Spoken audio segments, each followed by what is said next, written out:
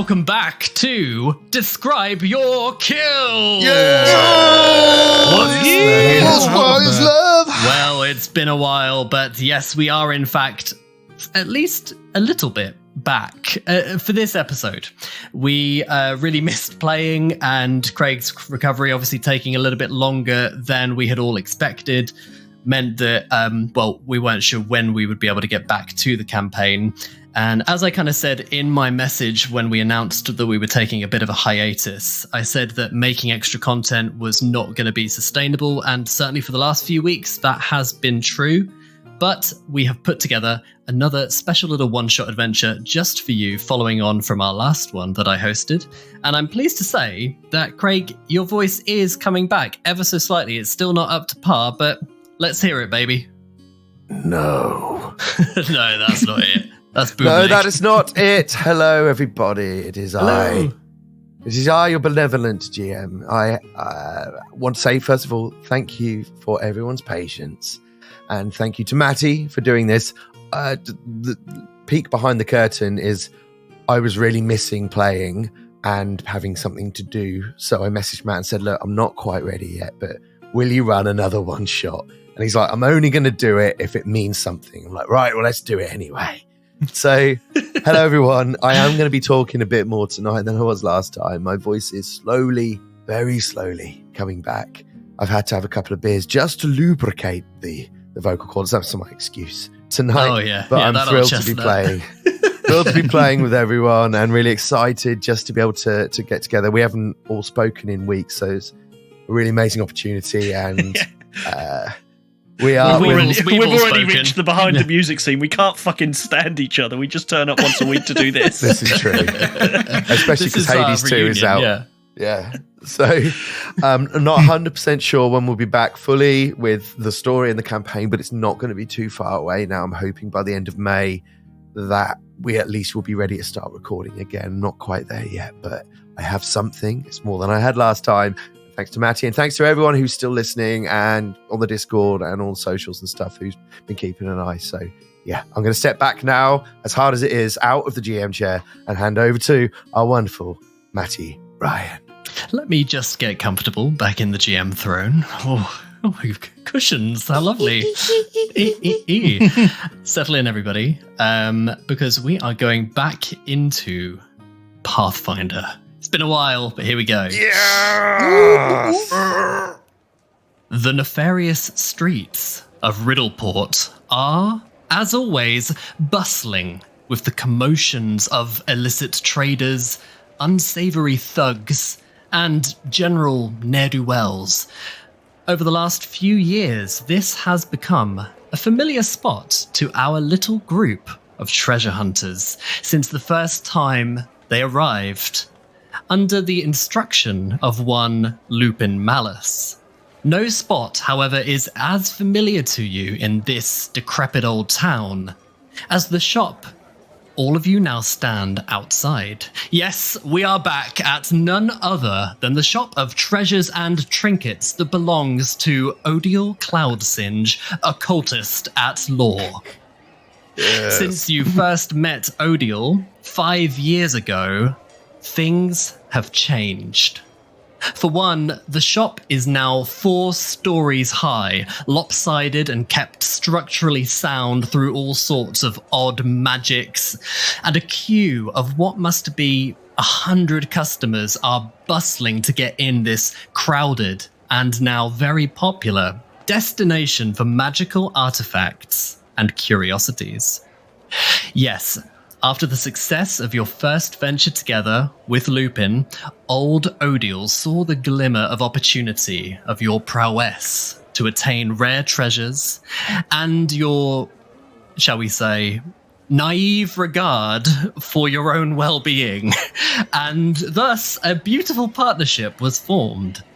Odiel Cloudsinge has been your group's patron and sponsor, and you've helped to put Occultist at Law on the map. You are all now well-seasoned and experienced level 11 adventurers, and although Lupin Malice promptly left the party after claiming the mirror from the Peacock Cave to pursue his own ventures, Fips the Shuni Magus, Teknik, the goblin inventor, and his mechanical bear, Rob, and the silent, or maybe now not so silent, we'll see, dwarf barbarian, Bümlik, have become quite a force to be reckoned with in your own right. The three of you are stood outside of this crowded, busy shop, returning from your latest quest for Odiel, carrying a large bag of rare incenses and precious metals. What do you do? Bümlik, may you be so kind as to remove this bag from under my nose? I already told you, it hurts a lot to breathe it in. I'll pull that bag, Bümlik. I'll pull that. That's my name. Is he a Pokemon? He's Bümlik, Bümlik, Bümlik. As you know, to skip the necessary requirements for deep backstory, I've managed to recover some of my voice from the sea hag that managed to take it. It wasn't her, but it was her sister. So I've got limited vocal range. But, Fips, yes, I'll take the bag from you. Give it here. And he reaches over and he takes the bag from you. And is this what was happening? I don't know. Was there a bag under you?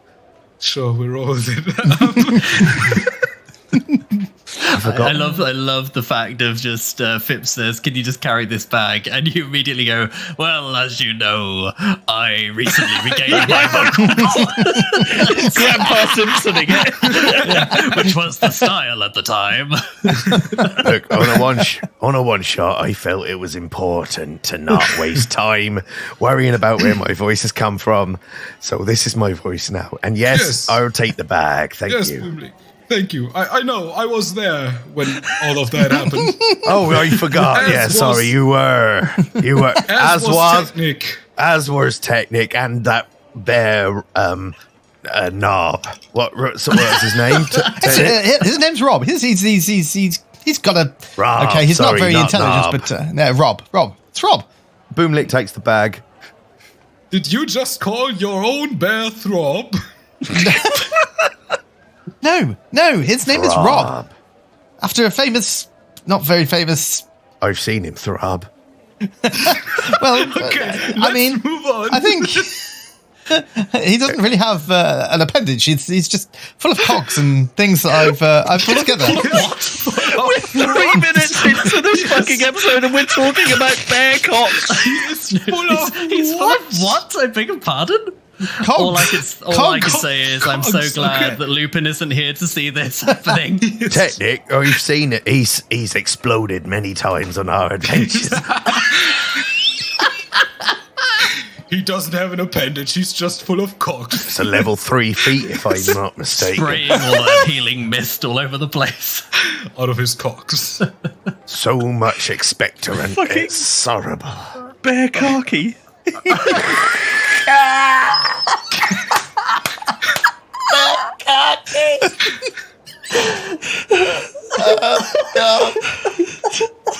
Let's accept defeat. Whose idea is this? Let's just stop the episode, please. Odiel's gone out of business. This is you've taken 100 too long to customers go leave inside the the shop. Occultist at law is occultist at law. Well, do you think should go in? Are we in? Yes, that's a good idea. Let's go in. Bümlik pushes past the crowd to try and enter the shop with the bag. Okay, so you push in past all of the patrons who get very irate that you're pushing in the queue, but you could do so with authority, and you make your way inside the familiar store. Let's take it to the map and see Occultist at Law. So yes, you once again enter this palace of curiosities, potions, books, maps, tomes, all lining the various walls and shelves, and people are in here practically throwing their money at old Odiel, who is behind the counter, and he says, yes, please, one at a time, madam, please put it down, that is a cursed diadem, dear, oh, no, be very careful. And a woman next to you just floats up to the ceiling and she's like, oh, goodness me. It's chaos, pandemonium. And however, Odiel, through the din of all this noise, sees the unmistakable sight of his little band of adventurers, and he freezes. And he says, right, that's it for today. Everybody out. I'm afraid I'm closed. We'll be open again tomorrow. Out you go. Thank you very much. And he's kind of gesturing and shoving everybody out of the doors. Yes, thank you for your custom. Yes, please, gentlemen, help me get the customers out. Rob bares his teeth. And yeah, that works. And everybody kind of very shocked and taken aback gets pushed very unceremoniously outside of the door. Odiel closes it, turns to you, his back collapsing against it, and a big smile breaks out on his face. Welcome back, boys. Did you get it? You know we got it. Here we go. And he throws the bag down at his feet. Oh, be very careful. The incenses are particularly delicate, Bümlik. But, however, I am very grateful to all of you. Once again, you've proven your worth. And he starts pulling out various precious metals of different shapes and sizes and long incense sticks with a particularly pungent aroma. Now, boys, I know that, well, this is maybe a little bit simpler than some of the objects I've asked you to retrieve in the past. However, I must say I've been keeping something from you. This is all in service of our next quest. I'm afraid there is no time to rest. I know you've only just arrived back in Riddleport, but I must ask you to undertake another adventure for me. However, before you pull that face, trust me that this is the one we have been waiting for. And he very hurriedly leads you further into the shop. He pulls back a long curtain at the back of the building, revealing a little alcove. Upon the floor is an intricate weaving of chalk circles, outlines, and patterns. Now, boys, what I'm going to tell you must not leave this room. Rumor from Osirion has reached my ears. A tomb, long thought lost beneath the vast sweeping sands, has been unearthed by a recent storm. I sent Devlin to the continent months ago on a separate errand, and he informed me of this storm that has uncovered the ruins. I do believe this is no ordinary tomb. You've never seen Odiel quite this excited before. You know he's a very eccentric old man and gets very hooked on all of these kind of trinkets and treasures, but there is something in his eye that is almost crazed about this potential discovery. This is no ordinary tomb, but that of a pharaoh.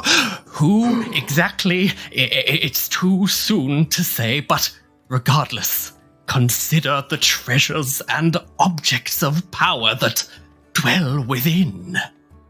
Does that Fips' not... tail starts wagging. Yes, Fips, and Odiel pats Fips on the head. I know that you like the treasure, don't you, boy? That's right, yes. I do like the treasure, yes. I'll have you know it's Sir Fips now. Yes, that also happened between our last, 5 years of working together and now. Yes. Yes. I got my voice back and you became Sir Fips. Yes. And Rob the bear can apparently jizz now. No, he can explode. That's different. He has so many more cogs than last time. Yes. All of them around the groin area. It's odd, if I will be honest. It's odd. What happened to your accent, Bümlik? What do you mean what happened to my accent? Oh no. Is that another curse? No. Should we worry about that? No, you don't worry about that. Odiel looks at you all with a sort of perplexed expression and says, well, Well, that's an unusual set of statements to say, but well, regardless, I trust that the usual rates will be acceptable, plus a little bonus if you're able to move quickly. Now, what I will say is Devlin and I have concocted an ingenious plan. Devlin, as all of you will already know, is a young gnomish assistant that Odiel hired over the past few years, and is a bit of an errand boy, and is just kind of sent all over the place to do bits and pieces for Mr. Cloudsinge. And so he says, Devlin and I have concocted an ingenious plan. Now, even for you three, this is a serious task. And, well, Devlin is no warrior. I have recruited another merry man for your band to support in this At that moment, the shop bell rings. A hooded figure ducks inside. Everyone turns to stare. Jason, who do we see? They see a pale-skinned but strangely thick-set fetchling. I'd imagine by human standards, he's probably still fairly slight, but by fetchling standards, this is a pretty beefy guy. He's very well dressed. He's got a well-tailored leather waistcoat, and he's got several what appear to be strategically placed straps of leather armor on his body. And the one thing you all notice as he walks in is it's sort of bouncing off his hip is a very vicious-looking star knife attached to his waistband. Thank you very much. That was the most erotic description I think I've ever heard of any character. A lot of bouncing, straps, thick. This whole introduction has been quite NSFAW. You dropped that in casually. I'm going to have to ask what a fetchling is, because I really don't know. Fetchlings are a ancestry in Pathfinder 2e. If we want to be glib about it, they're just goth elves. But to be a bit more about it, is they are descendants of humans with a connection to the shadow plane. So they tend to be very, very pale-skinned, tend to have a lot of occult powers linked to shadow and darkness and similar. Are they are there a lot of them around, like in towns, or would they be? I wouldn't say there's a lot, but they are uncommon as opposed to rare. I would imagine that's both a literal game mechanic description and an accurate description. They're not unseen. It probably wouldn't be a stop and stare if one walked in, but they'd probably maybe get a few nudges and elbows when one walked in at a bar or something. Okay. How many cogs does he have? I'll describe those later, and I will use the word jiggling. Looking forward to it. Odiel, who is this man you bring here? Well, I believe this is, I only know him by one name. Doc, is it okay to call you that? Of course, gentlemen. I'm Doc. I am terribly sorry to ask you this, but may I call you something else, because that word is incredibly offensive in my culture?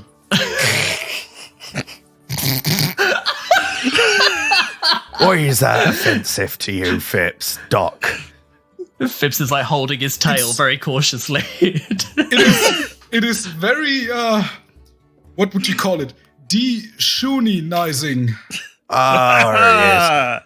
Doc, he's right. Right, change your entire name and character. No, it is completely fine for you to be called that. I just feel, uncomfortable saying that word.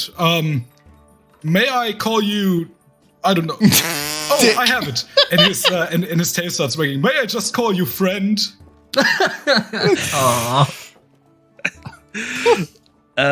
Doc sort of stands there, slightly taken aback. This wasn't how he pictured his introduction going.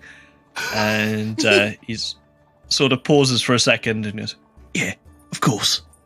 Friend. Oh, thank you. Thank you so much. I am sorry. Continue. please. Bümlik steps forward and extends his hand and says, the name's Bümlik Trench Diver. Pleased to meet you. Doc takes the hand and shakes it. Nice to meet you, Bümlik. I believe I met your great uncle Analingus many years ago. Oh, you did. He was a great diver.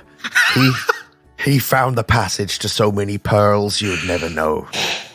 It was never-ending treasure. Oh my god! I was going to make a joke about trench diving, but I think the moment's gone. You got it. Good. That's good. Right. I just can't. Yes, I forgot to introduce myself. I am Sir Fips the Wise, but you may call me Fips, or good boy is also good. Or friend. Anything nice. Really. Okay, Fips. Okay. I'm sorry. Did I get too excited again? A little bit. And Teknik just kind of pats you down a little bit. I'm Teknik. And this is my friend Rob. He's very handy. He's he's got a lot of cogs. Doc sort of stares at Rob, having never really seen anything. He's seen, mechanical things before, but nothing on this scale before. So I think Doc is slightly taken aback and sort of stares and looks at it. He has trained. I mean, yes, he is. And if he's not, I can easily just get the spanner out and just make sure that he doesn't leak everywhere. It's a fucking jizzly bear. He has a fucking hell, Jason. You've been queuing these up, haven't you? All of them down. Yeah, I've just got a big list of them. This is what happens when we don't record for a month. Yeah, we've got to get all out. The build-up of get it dick all jokes out. have to get out. Right. What's his name? Dark. Are you saying you'd like to join us on this trip to Osirion to find this tomb? Is that right? That's what I've been paid to do, yeah. Right, and just so we're clear before we go, how much has he paid you? Say a number. Well, no. I don't like to talk shop. Everybody in the shop. write down a number on a piece of parchment, and we'll all see if it's the same number. No, because we all have different needs and requirements. Some of us like cash money and gold, others like a squeaky toy, and well, we just split the difference. I get paid 6 treats a mission. Bümlik gets a squeaky toy. Right, okay. Odiel, please tell us more. How far is Osirion? Well, Osirion is many miles. However, and he gestures to the chalk circle, I believe I can support with a shortcut. You see, Devlin and I have concocted this rather wonderful plan, a teleportation circle linking the shop and a nearby village close to the tomb's ruins. Devlin, I believe, has already completed his part of the ritual. Now, using the goodies you've brought me, I can complete the circle our end. All going well, the circle will last for weeks, allowing you an easy way of getting the mountains of treasure back to the shop and of course, yourselves, safe and sound. So your mission is to seek out the tomb and, well, bring the treasure back to the portal, and as long as it takes, just keep it coming. We've got to fill these shelves. Plenty of eager customers, as you've already seen. Well, seems like something that we can deal with. Don't you think, Fips? Isn't that something you can do? Oh, fetching treasure is my greatest delight, my friend. I thought that might be the case. Absolutely. And with our new friend in tow. Absolutely. And the nature that we're going to find, it's going to be amazing. And hopefully all of the treasure, will you let us keep some of it if we get it on time? Well, if you refer back to your employment contract, Teknik. Well, that's probably a question for your annual review. So anyway, and he puts his arm around Doc and he says, come in, my new friend. And he shoots you an apologizing kind of expression and says, now I know what you're thinking. I'm absolutely insane to be sending you to the deserts with this bunch of, well, ragamuffins. But I assure you, they really are just quite excellent. They've made me fantastic partners. And, well, I think with your expertise, and I certainly know you're a man of quite a lot of skill, everything will be absolutely fine. Yes, absolutely fine. Bümlik would like to, actually Craig would like to know, maybe more than Bümlik, but you mentioned pharaohs. Like, is that a thing in Pathfinder? I didn't even know this was a thing. Like, yeah, it is.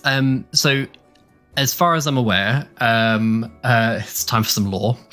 Yes. So, in Osirion, similar to our ancient history, the lands of Osirion were ruled by ancient pharaohs, and that is the history. And so now there are kind of tombs. I don't believe that there are ruling pharaohs now, but I could be wrong about that. My time to research this particular geographic zone of Galarian has been. You've just killed all pharaohs in Galarian. It's fine. They're dead. They're dead. But yes, pharaohs and tombs and all of that sort of thing. So this is very much our Egyptology episode. Doc, was it? You might get used to this. We've been doing this a long time. I prefer adventures more of the water than the sand, but Odiel's always been fair in his distribution. I just hope that you know how to fight, because fighting is something we are very good at, even Teknik. Thank you, Bümlik. I'll take that as some sort of compliment. I mean, Rob is much better, obviously, but yes, my trusty dog slicer here has always done me well. But don't undersell yourself, Teknik. You are one of the best fighters I have ever seen. As are all of you, my friends. Let's get through this portal, shall we? Is anyone for breakfast before we go? I think we should get a move on before I contract diabetes. Through the portal. It's all a bit wholesome for me. Let's go through the portal. Odiel could commence the summoning circles. Yes, I will gladly. Sir Fips, I will require your assistance, I believe, as a master of the arcane arts. Will you support me in finishing the portal at this end? Yes, that is no problem, my friend. I have actually just learned a spell quite similar to this. Maybe that could help us in casting that. And he sort of gets his cookbook out and starts helping with setting up. Okay, so Sir Fips, please could you roll me either a Arcana, Occultism, Crafting, or Survival check? I will gladly roll Arcana. Come on. Oh. Natural 5, that's a 22. No, Fips, you need to write the letters the other way around. Oh, I am sorry, I am still practicing that. And you can try again. Okay. Comes the 4. Fuck you, Craig. What did you roll? That's a natural 3 for 20. Seeing you causing more devastation and your paws are like getting in the chalk circles and everything, Odiel says, perhaps I can just do it myself. Please take a seat. And Odiel, for the next hour or so, begins chanting and moving around the circle and placing the different bits of precious metals that you brought him this morning, and lighting the incense. Moves around in a trance-like state. And just as you are all starting to get a little bit bored of waiting, suddenly the chalk illuminates with a vibrant purple hue, and it begins to resonate with a dull humming sound. The portal is complete, my friends.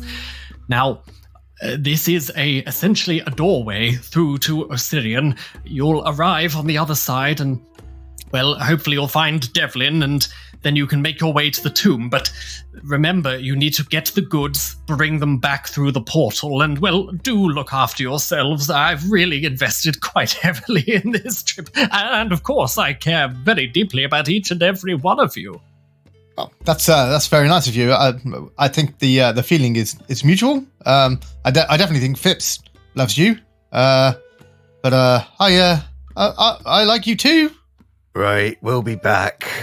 Doc, after you. Doc just sort of takes one last look around the party he's about to travel to the other side of the world with. Takes a moment to consider his life choices and then steps through. Just sees this smiling pug face, the wagging tail behind it. I love it. I love that Bümlik's like stroking his head probably as well, just like gently, just like friendly, not patronizing, just like knowing that you're going to be like this tongue like, as this new dude steps through to a new direct, whatever. There's us 4 fucking idiots the other side. And Odile probably looking as well going, oh God. Yeah. Why did it have to be these 4 idiots? Yes. Odile, before we go, have you got any potions of cure serious wounds or the equivalent for this? Yes, you can buy them at the equivalent value if you would like. No, it's all right. I'm not running a charity here. Right. Friends, before we step through... Oh, sorry. Friends, please just go through the fucking portal. I've already stepped through. Fuck you. Yeah, that's the thing. That's exactly what I'm trying to get at. Before we step through, what do you think of our new companion? You know, first thoughts? Well, he seemed sort of ashen, really. Good. Good. I don't like his token, but it's all right. I'm sure we'll grow to like him. I mean, he seems very deadpan. I think we'll be fine. He's no Mr. Malice, but I think we'll be just fine. Oh, Master Malice, yes. No, but he is he seems very, friendly and trustworthy, and I like him already. Let's go. Right, fucking right. Let's go through this portal. Bümlik steps through and drags Fips and Teknik and Rob with him. Just all 3 of them on his back.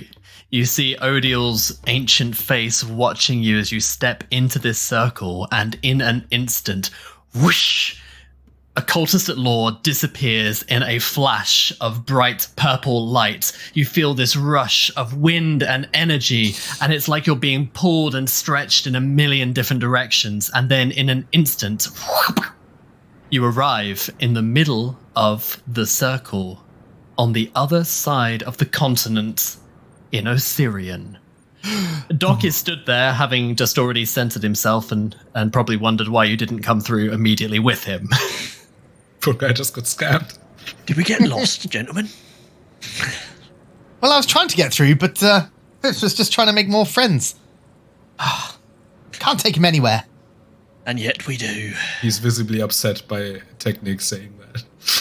I didn't mean it as a jibe, Fips. Have a treat.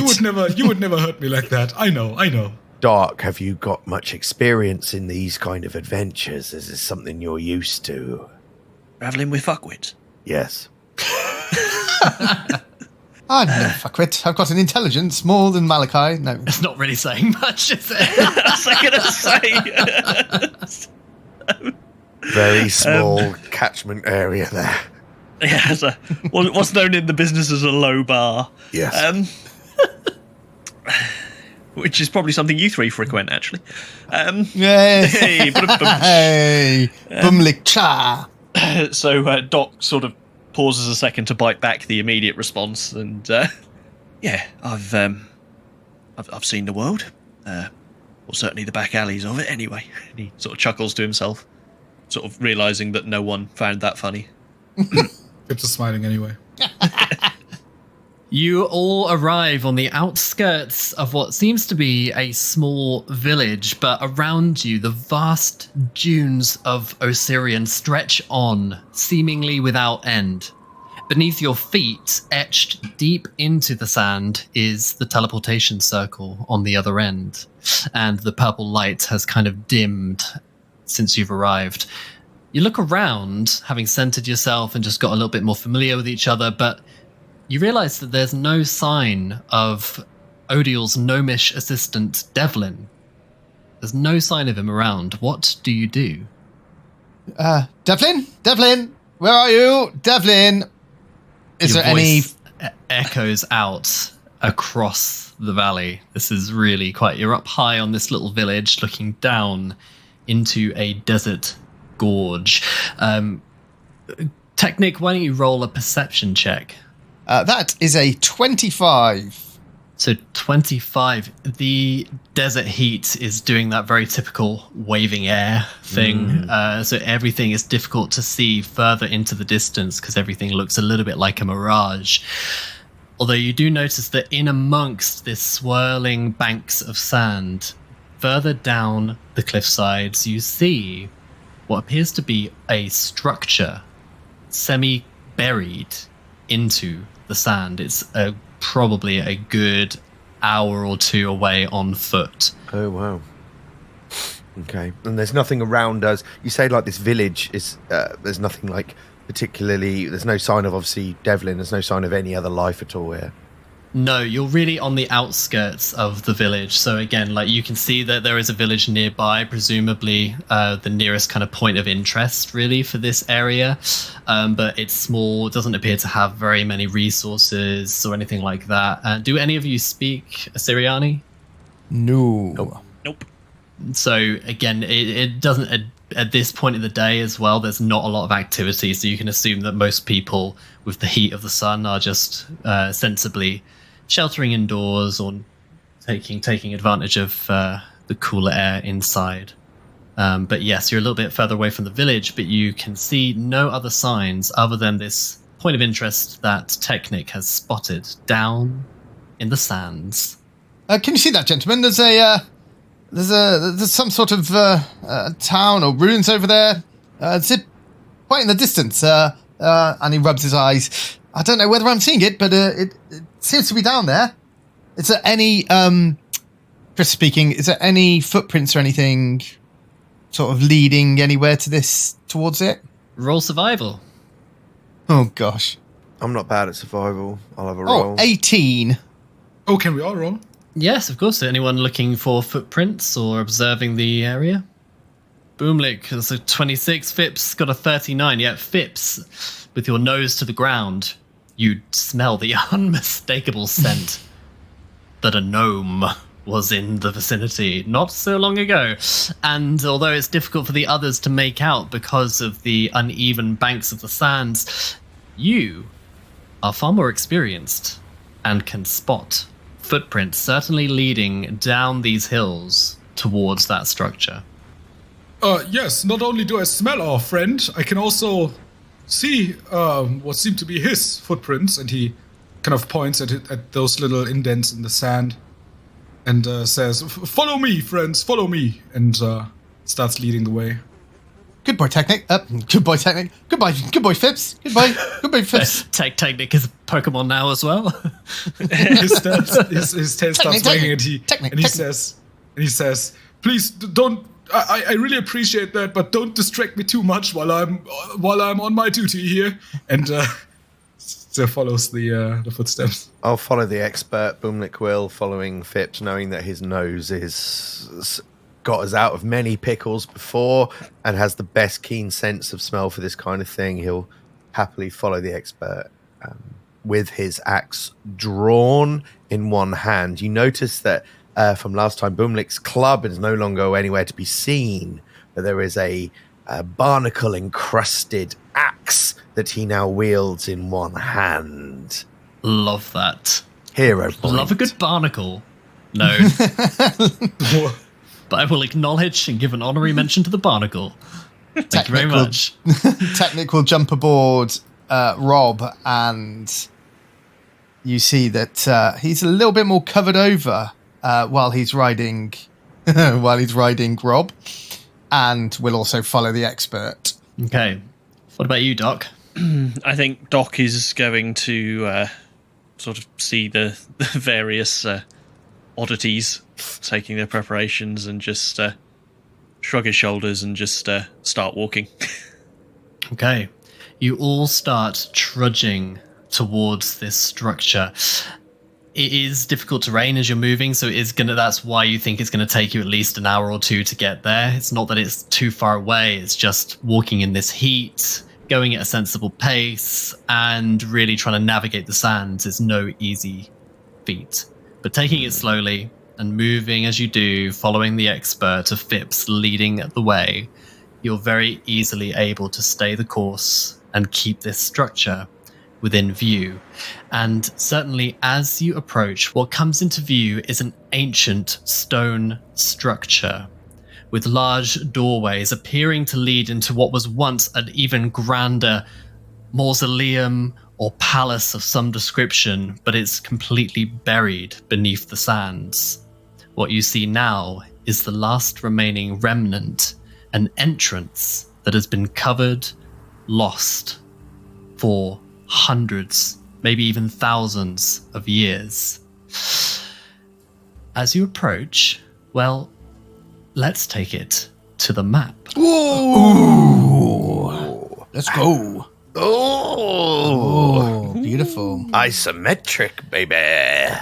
Yes, so this is what you see. So it's kind of surrounded by different cliff faces and edges which have kept it buried beneath the deep sands, but a recent storm has uncovered these entrances into what you can only presume is the tomb that you are looking for.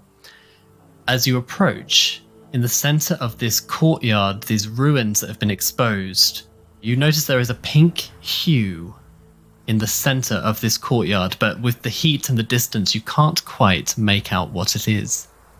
Standing there, Fips would like to cast Detect Magic. Okay. What's the range on that? Let me just check the level 6 version. I think it's 30. Yeah, I think it's 30 feet. Okay, how many feet are we away? You are from the center about 30 feet, and no, you do not detect any magic. Do we all see it? This pink light continues to emanate, like It's not a flickering, light, or- it's just a pink color that you can see set against the sands. If you think about how vast this sands and this color palette that you have in front of you that you've been traveling for the last hour, you're seeing one color. And so after 2 hours of walking, you then see a different color. And hidden behind this pillar, and it looks to be organic in nature, you can just about make it out. Okay, could Fips do a little sniff test to check if that's where the gnomish smell comes from? It's getting stronger, Okay, yeah. definitely. The gnomish smell. Guys, I think we might have a body on our hands. And he starts just walking towards that pillar. I start approaching steadily as well. Okay, move up then. And Fips, as you round the corner there of that pillar, unmistakably you see the little body of Devlin, the gnome. No! He's laying down unconscious on the ground, or seemingly unconscious. Can anybody help him? Has anyone got any kind of medicine quickly? Doc, what about you? The name says something about you. I'm afraid my doctorate is in physics. No! Kill him! It's so foolish. Doc sort of catches up. He'd been sort of skulking around the upper edges, just keeping an eye out for a potential ambush. But as it becomes sort of clear that there's nothing there, he moves down quickly alongside the unconscious form, Devlin, and pulls out some healer's tools. What do we got here? Okay, roll a medicine check. Okay, that. Don't worry, Doc. Doc, I'll keep lookout while you're doing that. That's a natural 15 for 34. Oh, that's good. Okay, so you are observing Devlin. Obviously, he's covered in kind of different robes and bits and pieces, but when you roll him over, you notice distinct, deep gashes all the way across his torso, and dark blood stains the front of his robes and the sands and stone beneath his body. So he's He dead. is Yeah. dead. And as you're observing his body, you hear a noise above you. It sounds like cracking stone and it starts grinding together faster and faster, and you notice on the roof of this exposed entrance to the tomb, a statue start to crumble, and underneath its stony exterior, the golden skin of a creature is revealed that looks like God. this. What the fuck is that? Oh, wow. If I die, I want to look like that token. Like, if I come back. Look, he's a sexy golden bastard. That's if Jason Momoa was a bird. Yeah. It's Bird Momoa. Oddly There he specific, is. but oddly accurate. Yeah. Do you see him? Yeah. Yes. Yeah, we see him. I'll say. Okay. And so this golden skinned creature with, in fact, Craig, do you want to describe this creature? Sure. He's Jason Momoa, but he's a bird. But he's got the Made body of gold. a... He has a long beard, but he has the body of a lion Yep. or some kind of cat with a long tail, gold braid around the end of it. But his head is almost covered by a pharaonic tunic or crown with spikes or horns. I want to say is mythology. This is a manticore, isn't it? Is it a Manticore? sphinx of some think- sort? I sphinx, it might be a manticore? Is that what we're saying? This is a sphinx. Ooh! The sphinx looks down at all of you, peering over the poor body Pull of his nose Odil's off. assistant. And he says, more travelers. The last one drew my ire with his ignorance. The sphinx stretches out like a cat taking a yawn after a long nap. And he lays down, looks at each of you, and says, perhaps you'll be more entertaining. Don't worry, my friends. I have got this. I've never had a hard time making friends. What is your name, good sir? My name is unpronounceable in your tongue. I am... I was going to say mighty and majestic. Like, sorry. Mighty. I have stood guard on this place for longer than each of you can even count. Tell me why you disturb this place. Well, we came looking for Devlin down there. Don't say treasure. We came looking for Devlin, but he seems to be maybe a little bit deceased. Or at least that's what Doc saw. The one you call Devlin sought to enter this tomb. That I could not permit. He could not answer my riddles. What if we ask nicely? Would we be permitted to enter then? Do you wish to play a game? I have Yes! a I love games. Fips. Oh, sorry. I have a question. Did you kill Devlin? It was my duty. I am the guardian of this place. None shall enter without my permission. Come on, Bümlik. It was his duty. He clearly said so. Why would he lie? You see Bümlik's hands and you see a familiar red pallor start to rise in his cheeks. He is not raging. Rage. Oh. He is not, but he is close because this creature has Are you killed. edging?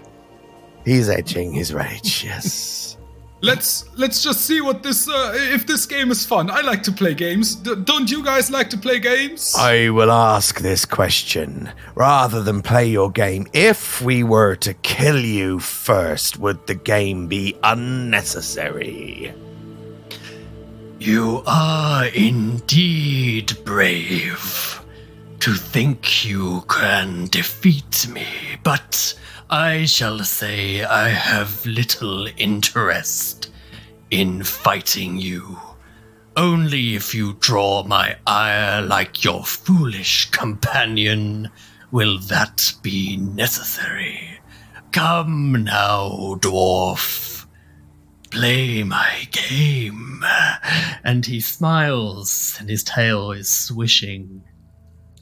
Fips is smiling really hard, and he's very happy right now to be able to play a game. Right, and Bümlik steps back, rage descending from his cheeks, because he also needs a wee, and he'll be back in 2 minutes.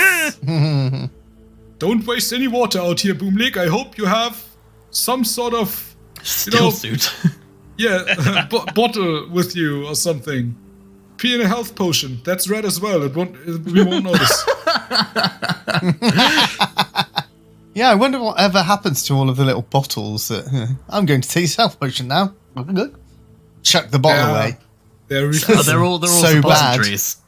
What do you really think that whenever we buy potions, we also get a free bottle? Free bottle? Well, I don't know. Yeah, no one it's ever like, thinks about the environmental concerns. Yes, if you take them back and recycle them, they give you like a copper piece back. Oh, well, I should be think doing that more often, I think. I would think that glass bottles are kind of expensive to make, aren't they? Have you seen all the sand around here? We're swimming in glass.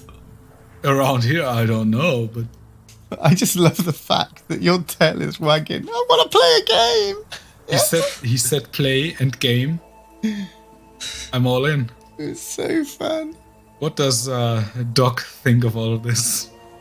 He's very much finding his way at the moment. He's sort of, this is obviously the first interaction he's had with anyone with this group, and he's sort of trying to balance it out between the absolute idiocy of Fips versus the fact that he was watching Bümlik and has seen enough people about to start a fight that he kind of knew what was coming there.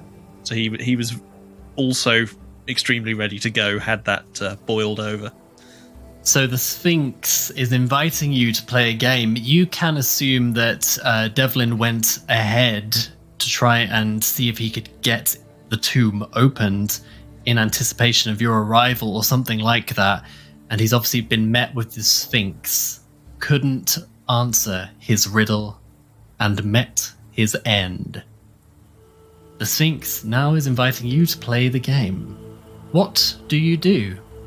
How many feet away is the Sphinx? He's up a good, 20, 30 feet. Okay. Fips would like to go ahead, but I'm not going to make that decision myself, so however you guys want it. What, you're going to try and go in? Mm-mm. You're going to try and play the game? He wants to try to play the game, but only if you guys...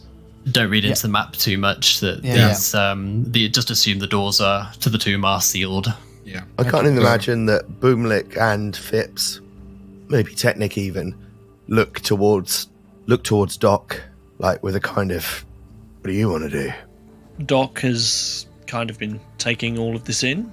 It's sort of the first real interaction he's had with this group and another, and he sort of sees them all looking at him, and he sort of looks up to the Sphinx and sort of just nods his head and raises a hand as if to sort of gesture, well, go on then. Teknik kind of puts his head to Phips's and goes, I think you can go ahead if you want to play the game. I think we're okay with it. I would love to play a game with you, my friend. An enormous smile breaks out across the Sphinx's face, and he rolls on his back with his paws in the air. Yes. It's been so long since I've had the chance to play with anyone, and look here. Multiple playthings. Answer my riddles and you shall pass. I wear a crown of stars, yet hold no king. My breath is fire, my touch can sting. I hold secrets in grains of gold, but life withers in my grasp, so cold. I think we should kill him. I wear a crown of stars, yet hold no king. My breath is fire, my touch can sting. I hold secrets in grains of gold, but life withers in my grasp, so cold. A crown of stars, yet hold no king. Oh, he didn't ask what he was. Okay. Fips looks up at Yes, him. what am I? Oh, okay. He was going to say, you sound terribly powerful, but what is the riddle now? What am I? What am I? Sorry, it's been a while. I'm out of practice. Fips, come in. Yes. We need to think about this. And we have a group huddle. Doc sort of keeps a distance from the huddle, mainly just through verticality, if nothing else. But is it sand? Sorry? Oh, no, Is it stars. sand or the desert or something like that? I'm not a big brains kind of guy, but Sand. the desert. Life withers in my grasp. Is there any kind of check we can do, Matt? Or... Crown of stars. There's You can... No, actually, I'm not going to let you roll anything, because I think you guys can figure it out. Unless you really feel like you need a hint, but I think that you can figure it out. So, if you think about it, right, you've got the crown of stars. It's like the desert at night, and you look up, and there's stars. And then the breath is fire. It's really hot. I'm not so sure about the touch can sting. Maybe it's like wind. And sandstorm and stuff like that. could also be a jellyfish. Their touch is sting. Yet hold no king. I have travelled a lot of the world, friend. I have never come across a fire-breathing jellyfish. As Galarian, as long as my feet walk on Galarian, I hope to Christ I don't. The grains of gold are like the sand, and the life withering in the grasp it's the people going out and dying in the desert. So cold seems a bit weird, but I mean it's a riddle, isn't it? It's got a rhyme. Cold at night. It does get really cold at night, I heard. Yeah, it's buried in the sand. Yeah, this is a tough one. I'm not an intelligent man, but I am resigned to the fact that I might be the brains of this operation by default. Don't sell yourself short, my friend. From what I've seen of you, you are very smart, brave, and just a good man. A good man. I like sand. If you guys want to offer that, I can't think of anything better. That's for sure. My breath is fire. Yeah, as in like a hot wind. Like my touch can sting. In a Doc dew, like a tempest or something. Like a turns to the Sphinx. Is it sand or the desert? You must pick one answer, my friend. Which do you choose? Sand or the desert? I think it's. Shall we have a vote? Let's have a vote. Let's have a vote. I think it's the desert. I think it's desert. Yes. Yeah, I'll go with desert. I think because the grasp is a wide. So cold. Yeah. It's the desert. Yes. You have answered wisely. This is fun, and Jason, you can have a hero point. Well, blow me down with Erasmus tit. Another one. And he jumps. Another one, you say? He looks at you, Fips, when you say that. Very well. And you feel his eyes honing in on you like you're stuck in some sort of trance. You've invited him to give you another riddle. I have cities, but no houses. I have mountains, but no rocks. I have water, but no fish. I have roads, but no travelers. What am I? Oh, fuck, I knew that one. I think I know this one. I know this one, but I forgot the answer. I have cities but no houses. I have mountains but no rocks. I have water but no fish. I have roads but no travelers. I know this one. Master Malice told it. Master Malice told me this one once. Master Malice did tell us this one. Should we do it all on three? On three, ready? Yes, on 3. 1, 2, 3. Maps. Yes! And the Sphinx rolls on its back and is pouring the air, and he's like, yes, one more, please, one more. Let me see. And he racks his brains. Or what gets wetter as it dries? A towel. Master Malice. Traveler. Always know where your towel is. You are worthy, but why such honorable folk would choose to pass this gate is a mystery even I cannot unravel. Beware what lies beyond. A word of caution to you all. And he turns back into stone. To Donald Duck. Congratulations. You've solved the Sphinx's riddles, and I'm so pleased that you didn't attack him so we could have that exchange. Take care, friend, he says to the statue. Bümlik takes the body of Devlin and just checks if there's any loot, but then Tastefully done. tastefully done. But then He has a greater healing potion on him. yes, and Could Bümlik, use that, really, couldn't he? and then he just kind of places the body carefully off to the side and covers it with a piece of netting or kind of rag or something that he's got, just so he's covered up. Catch of the day. Isn't it? Guts him. Hangs him upside down, takes a picture. Yes. You, Teknik, how has he got the camera attachment? That upgrade I will have to work on, I'm afraid. Idiot. And he punches you. Okay, so no. Starts a brawl. Devlin, I do want to just make sure Devlin's just not left out in the sun. Maybe just put him in the entrance to this tunnel that's opened or something, just so. Yeah, of course. There is a small exposed cavern, and although inside one of those doorways, again, the floor is just buried with sand, so it doesn't lead anywhere, but it is kind of under shelter. So you can certainly respectfully put his body in there out of the sun. Nice. The Sphinx has turned back into stone, and it appears that you can proceed with entering the tomb. There is, of course, one small thing standing in your way, and that is that the heavy stone door to the tomb's entrance is closed. So, since we last played, Bümlik he's put a lot of time in at the gym. He's also got some armbands of athleticism.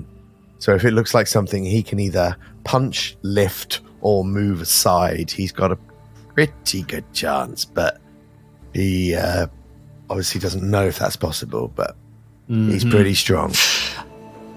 Yeah, it does look like it could be lifted vertically. It is obviously very heavy and would require a decent amount of strength, or certainly a decent number of people to help lift it, but you certainly could.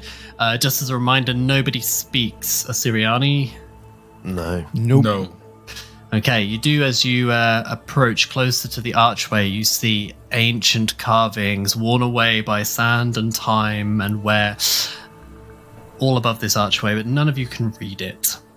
Has anyone got magic that they can actually try and interpret at all, or? I would like to detect magic at the door first. You cast Detect Magic, and you do not detect magic. Bümlik, this seems like an ordinary door, although it might be heavy. It is not guarded by any form of magic. Right. Hold there. Let me try and lift it. And he rolls a 32 athletics check. Yep, you start to lift the door, but it is exceptionally heavy. You are going to need some help. Is anyone going to aid? Yeah, Fips is gonna step Help forward me. and try to help him Help lift me. the door. Roll athletics to Start help humping his aid. leg. Get off my leg. I'm trying to lift Bümlik up. Another natural 3. That's a 23. No, Fips, you need to be stronger than that. Lift it. I'm struggling sorry, here. Rob, yeah. get in here. It's really I hard was just to about to lift. say, It's really don't we hard. have a giant mechanical bear? It is really hard to lift things without opposable thumbs. Rob will try and assist. Okay, go on then, Rob. Oh, Natural Puts his 20. head under, and the cogs are whirring. This has all got a bit erotic. You lift the door, and it feels like a rush of cold air comes from the other side as you lift this ancient door that probably hasn't been disturbed in hundreds of years. As you do so, everybody roll a will save. Initiative. Oh, okay. No, I'm not good at will saves. is this an inhaled effect? No. It's a good question, but actually, no, it's Oh not. no, I fucking rolled. A legitimate question: is it a fear effect? No. No, or an emotion effect, should I say? Sorry, No. I've no, rolled that's fine. Sorry, a natural He doesn't one. even have any defenses against that. He just wants to metagame. Yeah, Needs to. It's a natural one for Bümlik. oh dear. Okay. Oof. Are you going to use your 31. hero points, or are you sticking with that natural one? Sticking with it. Oh, okay. Anyone who did not roll above a DC 23, you feel this Bümlik. cold rush of air from the other side of the tomb entrance hit all of you, and it gets stuck in your nostrils and deep into your lungs. But this isn't an inhaled effect. But you notice faintly glowing runes underneath the archway of the door, and they fade. You can assume that if you failed that check, something bad has happened to you. And I'm not going to say anything more at this stage. Pips, having had a critical success, kind of. I as he might opens re-roll the door. mine. Have I got time to re-roll? Don't. Fuck off, have you? No, it's too late. You had your chance. As they open the door, and Fips kind of instantly recognizes those runes as some sort of trap. He has a critical success, so he kind of manages to evade that whole effect, and he turns around and says, "If it smells funny, don't be afraid. It is just an arcane trap, but you're still breathing, so it can't be that bad, right?" I suggest we Well, go that back seems to Absalom and spend 3 hours there trying to solve a Master problem Malice. that we don't know what it is, just in case I've got a -1 to my AC. If Master Malice has taught us anything, is that it is always better to waste everyone's time than to Yes. take the -1. He did say that. He did say that many times. If there's any way we can slow down the adventure with a -1, let's go and do it. But I'm feeling fine, so luckily we don't need to. Amateurs. Rob only opens up the door a little bit, just enough to get all of the munchkins through. Okay, so do all of you enter the tomb? Yes. Yes. Actors Okay. on. As we Doc has to enter- duck down. Doc has to duck down. As we enter, Fips would like to draw his new, even cooler looking stick, Oh. which it does look really cool. It is kind of shaped like a sword, but it's still just a stick. But if you squint, it kind of looks like a sword, and that's really cool. And he's gonna cast light on it, so it is now a glowing sword stick. Ooh, okay. Teknik will get a light. It's dark in here, yeah.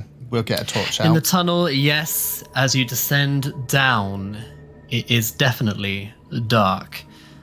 Although, as you approach further down the stairs, assuming you're all moving down the stairs, Sure.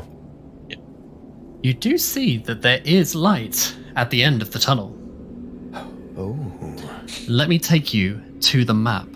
As you come down the stairs and a long, drafty corridor in this ancient, dusty tomb, you enter into a large chamber, ornate, filled with statues, a dais, and 4 ever-burning torches. Let's take it to the map. Ooh. Nice map. Nice map. So yes, so 4 statues surround this dais plinth. In the center, where this circle is here, I'm going to just send you a picture for what is kind of meant to be represented there, is an enormous hourglass. I've just sent that in the WhatsApp, just to give you a sense of the scale and kind of what it looks like. So this enormous... That's huge. This enormous hourglass. The sands are static, floating in midair as if time has been frozen within the hourglass. This chamber is illuminated, so you don't need torches or light spells or anything like that by the 4 ever-burning torches. But other than that, it is distinctly devoid of any kind of noticeable treasures. You know, you were expecting to come down here and see, you know, chariots and overflowing crates of jewels, but this is actually, except for these statues, and in the center, one statue in particular, which is beset by an enormous amethyst. You don't see any other visible treasure in this place, except for this unusual hourglass. What do you do? Doc will be looking very, very closely for traps. He's seen far too many empty rooms that weren't empty, so he'll very much be keeping his eyes out for any, you know, pressure plates, levers, tripwires, the usual stuff. Mm-hmm. Okay. How big are these statues? They around the edges. I mean, they're enormous. They're like 30 foot tall. And the one at the back with this amethyst also? Yeah, probably about 50, maybe 40 foot tall. The amethyst is crested at the top. And in the center, the figure that is holding this amethyst up is, I mean, you're a bit far away to be able to discern a little bit more about who this figure is. Right. Obviously, don't pay too close attention to what is actually depicted on the map. But there is a figure depicted in this statue holding the amethyst. And then closer to us, so Bümlik steps forward about 10 feet, just in this tunnel still, not into the main room. These are 4 pillars to the east and west of us. Are they kind of... Are we like underground now? Is that... You are, yes. Yeah. You are in a chamber underground. And it seems like this chamber is completely sealed as well and doesn't lead off anywhere. It's just kind of that tunnel has resulted in this dead end here. It seems almost like a kind of... it gives you flashbacks really to Odiel and the chalk circles, and this kind of ritual element is the vibe that it's giving. It doesn't feel particularly tomb-like. How big is the ceiling then? Oh, like 60 feet? So we've come down quite a long way from the entrance. Yes, you have. And this hourglass nearly touches the ceiling. Is that fair to say? Yeah, it's huge. Right, okay. So, Friends, before we step in, just quickly, to make sure everything is all right, Fips would kind of sniff around where they stand before they enter anything, and would like to check for traps with his new feat, Wilderness Spotter, which is specifically you select one type of terrain. I chose underground, and in addition to being able to, use survival for initiative, you can also use survival instead of perception to notice traps.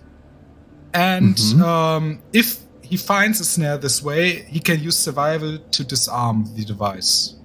Right. Nice. Yes. Snare. It said snare in the... Okay. To notice traps, but if he finds a snare this way, he can use survival. So go ahead and do you roll a check for that then? Yes, instead of perception, I roll survival. Okay, well, go ahead and roll survival. One question. I have assurance for survival. Would that be usable on this? I think You so. can use it, right? You just don't know what the DC is. Use it. Is there any skill check in it? It's a Doesn't fixed matter, it's lower automatic number, crit. though, isn't it?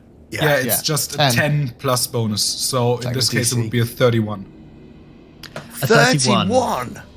Yeah, he's maxed out survival. Wow. He's Ridiculous. a, Okay. he's a bloodhound dog. What do you Yeah, expect? Okay, so you think that you have looked. I mean, you're right at the entrance, I will say, to this Yeah. very, very large chamber. But because it is quite open plan, it does give you quite a good view of everything. And as I've said, it is relatively sparse in here, save for the large statues and the plinth and this hourglass. There's not really much around that you're seeing trip wires or pressure plates or anything like the obvious things you might be expecting. You feel like you've looked very, very thoroughly and can't see anything of that description. Obviously, the hourglass is particularly unusual. I'm sure in your adventures you will have seen, large ornate statues and quite impossible things constructed with or maintained by magic. But the hourglass is unusually unique, and you can't quite make heads or tails of what it is or what it's serving. You are obviously a long way away from it. I think we need to get closer. Yeah. Fips would like to turn to Doc and say, I'm terribly sorry. I seem to have interrupted you with something. I didn't mean to do that. Please continue. No problem, friend. And Doc sort of starts to very carefully and very slowly sort of pick his way across the room, sort of literally watching every step he takes. He's still very uneasy with how quiet and well maintained this room is, considering how little is in it. Bümlik watches him go forwards and holds his arm out left and right to stop Fips and Teknik, and sort of looks to them and looks forwards and sort of sees you continue and is more than happy to let you continue across the open gap to the hourglass. Let him be the dumbass who dies in here. Yeah, Doc sort of stops about halfway, turns around and grins at him. I guess I ain't got the plot armor now, eh? Carries on. No plot armor for you. Bye, newbie. Yeah. I knew I shouldn't have worn the red shirt today. It's about time for some character development for the three of us, gang. Bonding over trauma. I mean, he's getting paid the most out of all of us, so let him go. He thinks he is, yeah. Doc, you step across the chamber, approaching from the south towards this plinth in the middle. You're halfway there. Nothing happens. Ooh, living on a prayer. Wrong character. Yeah, so Doc will reach the bottom of the steps, and we'll have a sort of better look at this hourglass before putting his foot on that first step. Okay, you're certainly a lot closer now. Roll a perception check. Yep. Yes. Oh, that's a natural 20. That's 40. Okay, so yeah, now that you're closer, this hourglass doesn't seem to have aged. The glass is not weathered by time or wear or anything like that. It is pristine. You can see perfectly inside, and each individual grain of sand stuck forever in motion is just floating there, unmoving. With your natural 20, you do spot, buried in the sands, in the upper portion of the hourglass, a small object that could fit in the palm of your hand. It's very, very small, so it's still obscured by the sands and everything like that, but you notice distinctly there is an object up there. With that, Doc will turn around and call out to the others. Here, there's something up in the top part here. Come have a look. Right. And he, with that, he turns and he steps and begins to walk up the steps. Fips can contain himself. And As you walk up the steps, Oh, Oh. you get closer to the hourglass. Hey. Fips looks to Bümlik, kind of begging to be Go on, able boy. to- Go on, boy. Yes, Yeah, go on. Yes, and he sprints on all fours after his friend. Okay, Fips, you sprint across the chamber, up the stairs, next to Doc. What do you do? Just stand there. Humps his leg. Yeah, he just stands there and he's happy, he's content. He's just standing there savoring the moment and not doing anything in particular. Okay, Fips and Doc, up on the plinth, you now have a far better view of the largest statue on this plinth, which holds the amethyst above its head.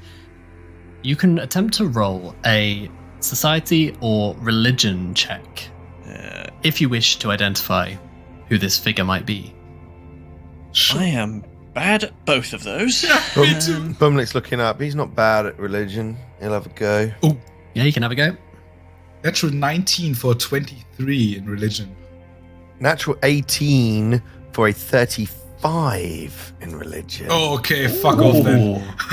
Okay. Bümlik, the man of the cloth. Technic's just still looking around, ogling at everything, just not really interested in what's going on out there. So most of you guys, if you think about when you see Egyptian statues and things like that, you know, you can recognize it as Egyptian, but you might not be able to immediately identify what figure that is from the pantheon, right? That's the kind of vibe you get. This is some deity of Osirion.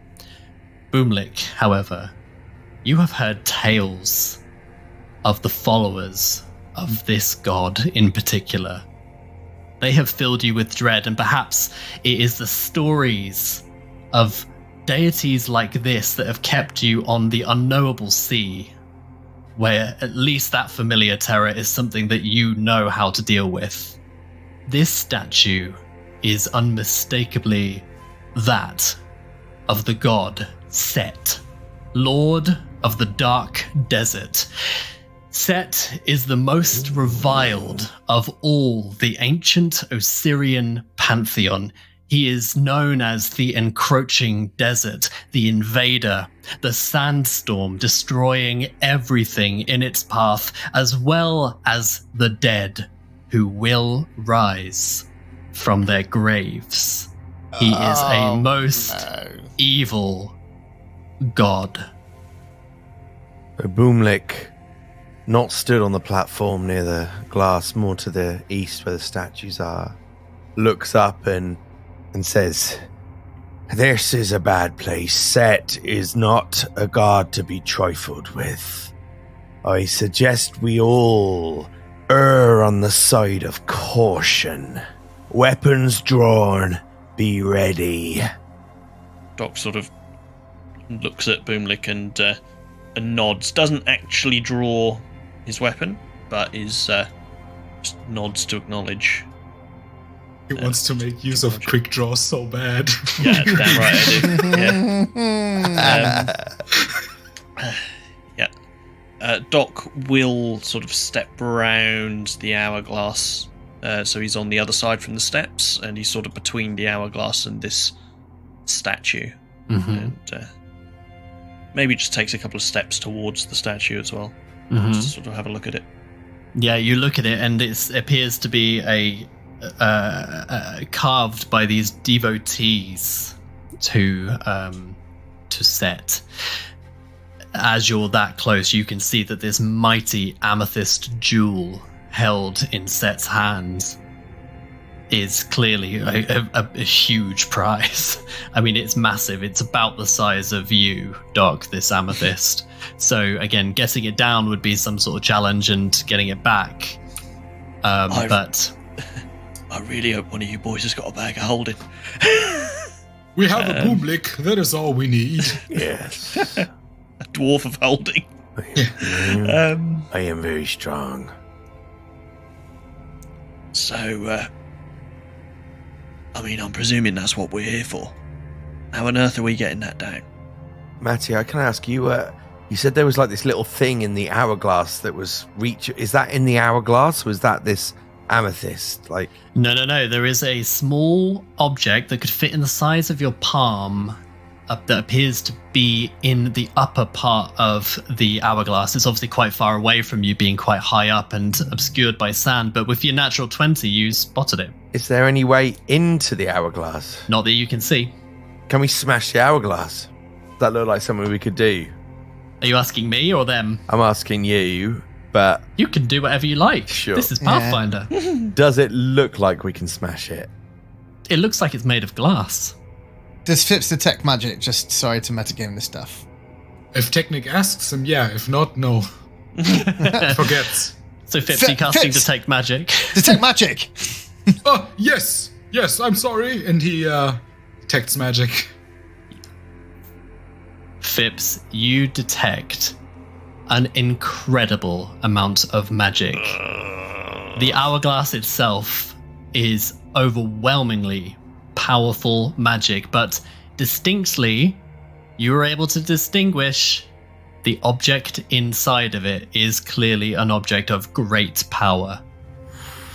The amethyst doesn't give off any kind of magical energy, it is just a big old jewel. So the kind of statue is where the magic lies. No, the hourglass is where the magic lies. Oh, you said the object. But the within. amethyst is there. That's treasure. Yeah, Yes. the palm-sized object within the hourglass. Oh, that object. Yeah, sorry. Yeah. Yeah. Okay. Friends, I have good news and I have bad news. I assume you want to hear the good news first, because I sure would. Yes. The Yeah, good news go is this huge jewel is apparently not vital to the machinations of this place, so we can just take it. That's good, right?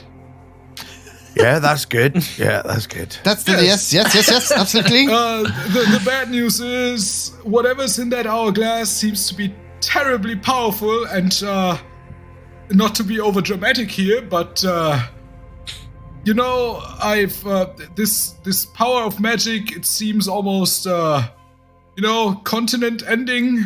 Maybe I'm not sure though. Well, let's not get hung up on the hows and whys. Let's just take the jewel and go, right? Well, I don't think that's true. I think our quest is for magical items, and I think we should be looking to take to take whatever in this hourglass. It feels that that's what he'd want rather than some treasure. It's got loads of treasure. We've got treasure. You're right. Good idea. I'm with you. Doc, what do you think? Why don't we take both? Well, that's true. We can do that, obviously. But Bümlik, do you reckon we should try and get into this hourglass and get it out? I think Odiel would have wanted us to. I'm sure he probably specified magic items. The amethyst, though, is rather attractive, so why don't we take the amethyst, at least try and get it down first, and then we try and break open the hourglass that's inevitably going to cause us far more problems. Is the hourglass itself magical as well, or just the object inside? The hourglass itself is also magical. You're looking at this giant amethyst, and you think you're probably, given the size of it, realistically, you're going to have to go back to the village, get some hirelings, get some crane down there. Okay. And that's, remember Right. when Odiel put this sigil in place, that portal is active for a good few weeks. So he's expecting you to be here for weeks, bringing treasure back and forth. Yes, The but fact what is that if you've got the hefty hauler feet? I was gonna say. So, you combine it with Titan Wrestler. Yeah. Okay, looking at the hourglass, out of character, I think we probably need to assess, is there an easy way into it? Maybe there's magic checks we can do to see if there's some way of, it seems frozen in time, maybe we can unlock it or unfreeze it or do something. Doesn't look like it can be turned, but I think maybe we go for that, and then if not, we go for the smashy. Does that sound? Sounds good to me. Yeah. Sounds Okay. good. Yeah, that works. So, but yeah, I will say that Fips, with your check, so you detected that it is magical. If you wanted to try to roll an Arcana check to understand a little bit more about what enchantment magic is going on here, then I'll allow you to do that. Yes, very much so. Dish. I might be a master in Arcana, but I do have an intelligence of 10, so let's just see what happens. Okay, let's see. 26 for Teknik. It's a natural 19 for 36. A 36. So, there is no obvious way into this hourglass mechanically, so you wouldn't be able to roll thievery or anything like that. In fact, you realize that this hourglass has enchantments to hold whatever is inside in complete stasis. With that 36, you realize as well that this hourglass is enchanted with a trap. That anyone who touches the hourglass is likely to be teleported inside it. Ooh. Friends, I would suggest not touching, and I specify this because, don't worry, I've had the urge as well, lick the hourglass. Do not Noted, do this. noted. Understood. If you do, you might end up in there. You see, I wasn't going to do that, but now you've said it. Yeah, it's tempting, right? It's tempting. I look at Rob. Oh, no. Touch it.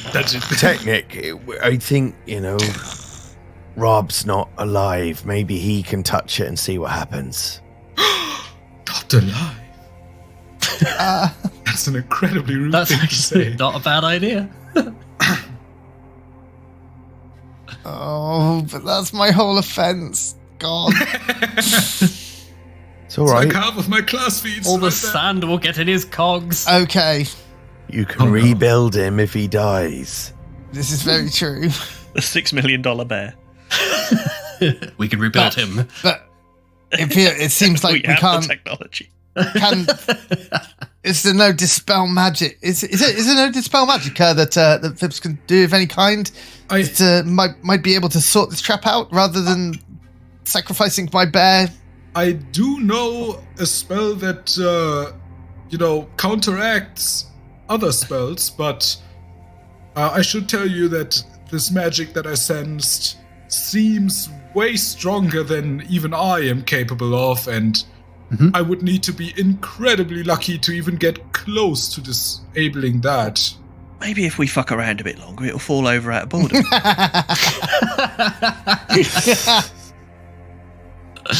We're all agreed. Send the bear. Teknik looks at Rob. Rob looks at Teknik. Gives a nod. Okay, what does Rob do? Rob puts his nose to the hourglass. You hear Didn't even a lick it. tiny chink as his metallic nose connects with the glass of the hourglass. That chink echoes around the chamber as all of you wait, holding your breath. Rob, roll a will save. Oh, he's good at them. How is he good at them?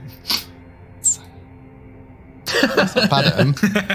He's definitely bad at them. Is In this an- got... Oh... I'm gonna re-roll that with a hero point. What did you roll? 4 for a 23. He's using his hero point. Does Rob get his own hero points? 30 this time. All of you see Rob, this giant mechanical bear, instantly disappear Oh no. from where he is and appear inside the hourglass. There is a deep rumbling, and you see a single grain of sand fall from the top, and then another, and then a full cascade as the full weight of the hourglass begins to fall on top of Rob the bear and starts to bury him. Meanwhile, though, the rest of you have bigger problems as this rumbling extends into the chamber, and from the four corners of the statues, out of the ground bursts four creatures that look like this. Oh no! That's mummies! Mummies! Mummies! And can everybody please roll for initiative? Yes. My bear. Poor Rob. Does Rob roll initiative, or is he? No, Are because you- he's a companion. Yeah. Okay. Oh, what an initiative roll! I'm just gonna use survival because that's my feat. Oh, we're wasting all the good rolls here. Tell me about it. Could have done with my main source of damage. Not Does the great. frightened one apply on this initiative check already? I will say yes that it does, because they appear and these horrible mummies are giving off an aura which causes you all to feel very, very frightened. So these 4 mummies burst out of these 4 statues that are surrounding, right? Yes, they do. Okay. Right, call out your initiatives. What did you get? 29 for Doc. 30 for Fips. 32 for Teknik. 38 for Bümlik. Why? He just keeps getting these initiatives. Okay, well, it should come as no surprise, but Bümlik, you are top of the initiative. As we do is I would like to use Doc's battle cry as he as I roll initiative, I can attempt to yell a mighty battle cry and demoralize an observed foe as a free action. Wow. That's pretty good. I'm going to pick the mummy that's closest to me, so that's the one just to the bottom right of the 4 statues. Yep. And I will attempt the And hope check. what? It speaks common. I have intimidating glare.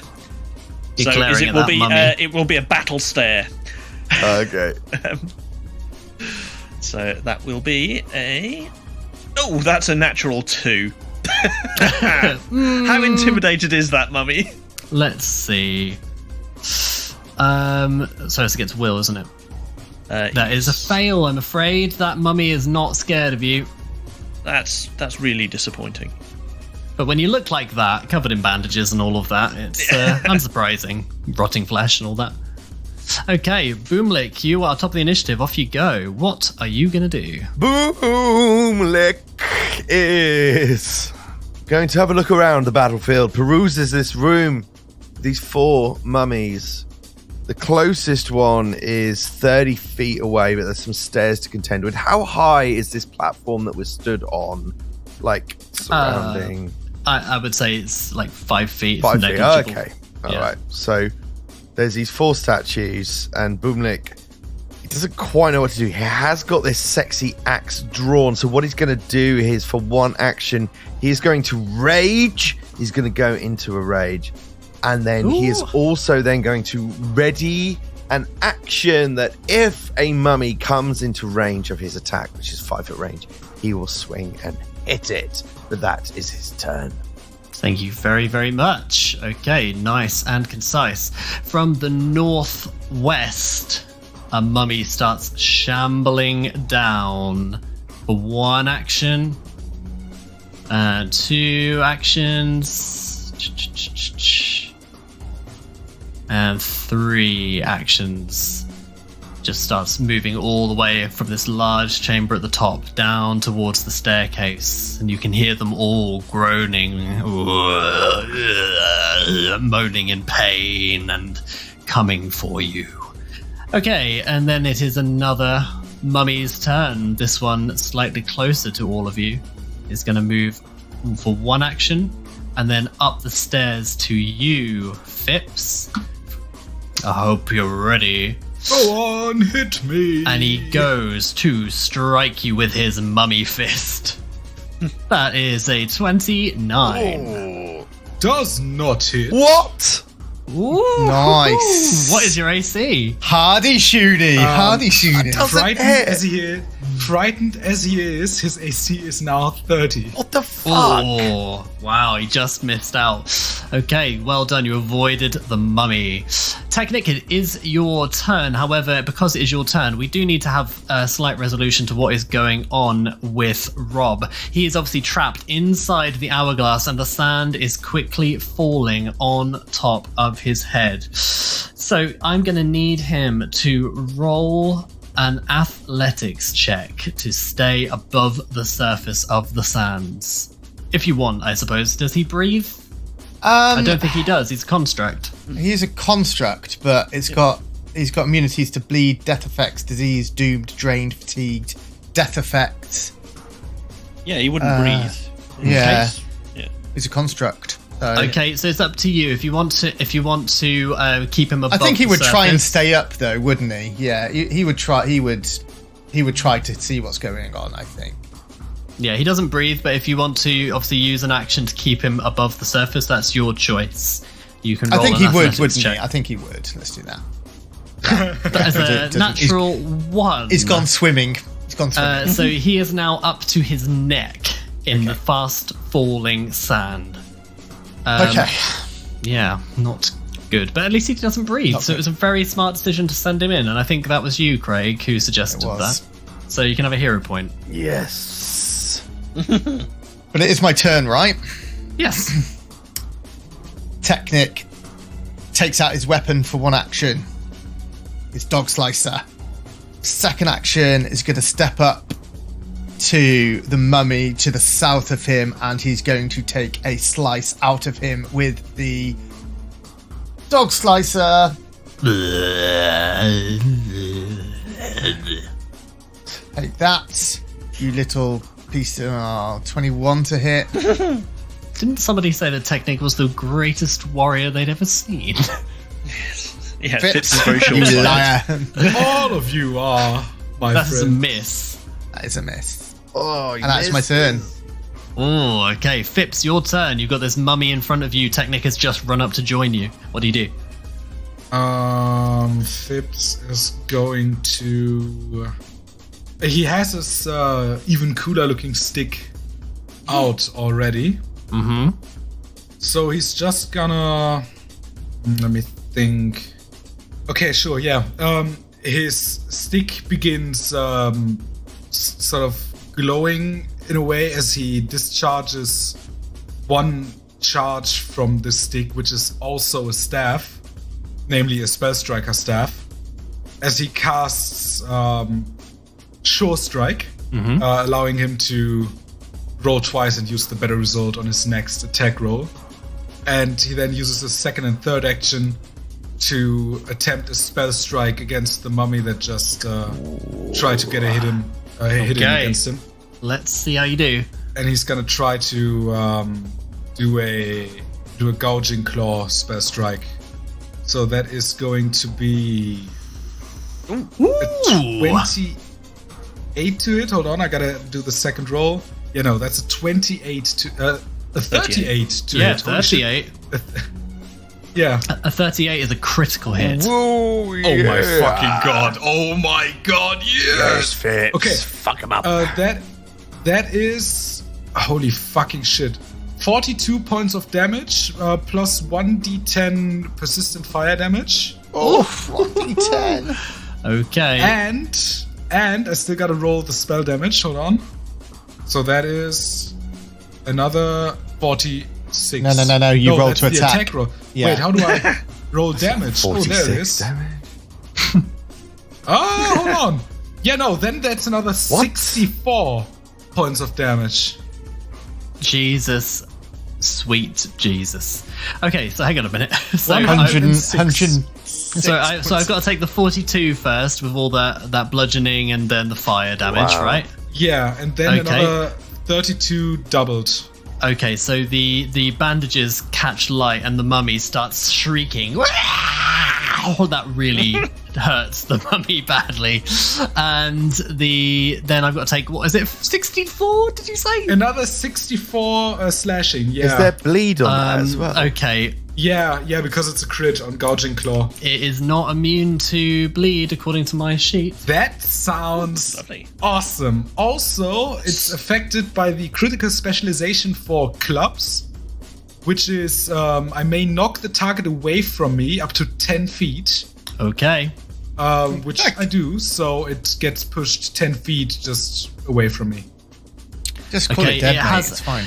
It hasn't taken its weakness to fire damage. So that mummy, well, Fips, describe your kill, because that mummy's Yeah.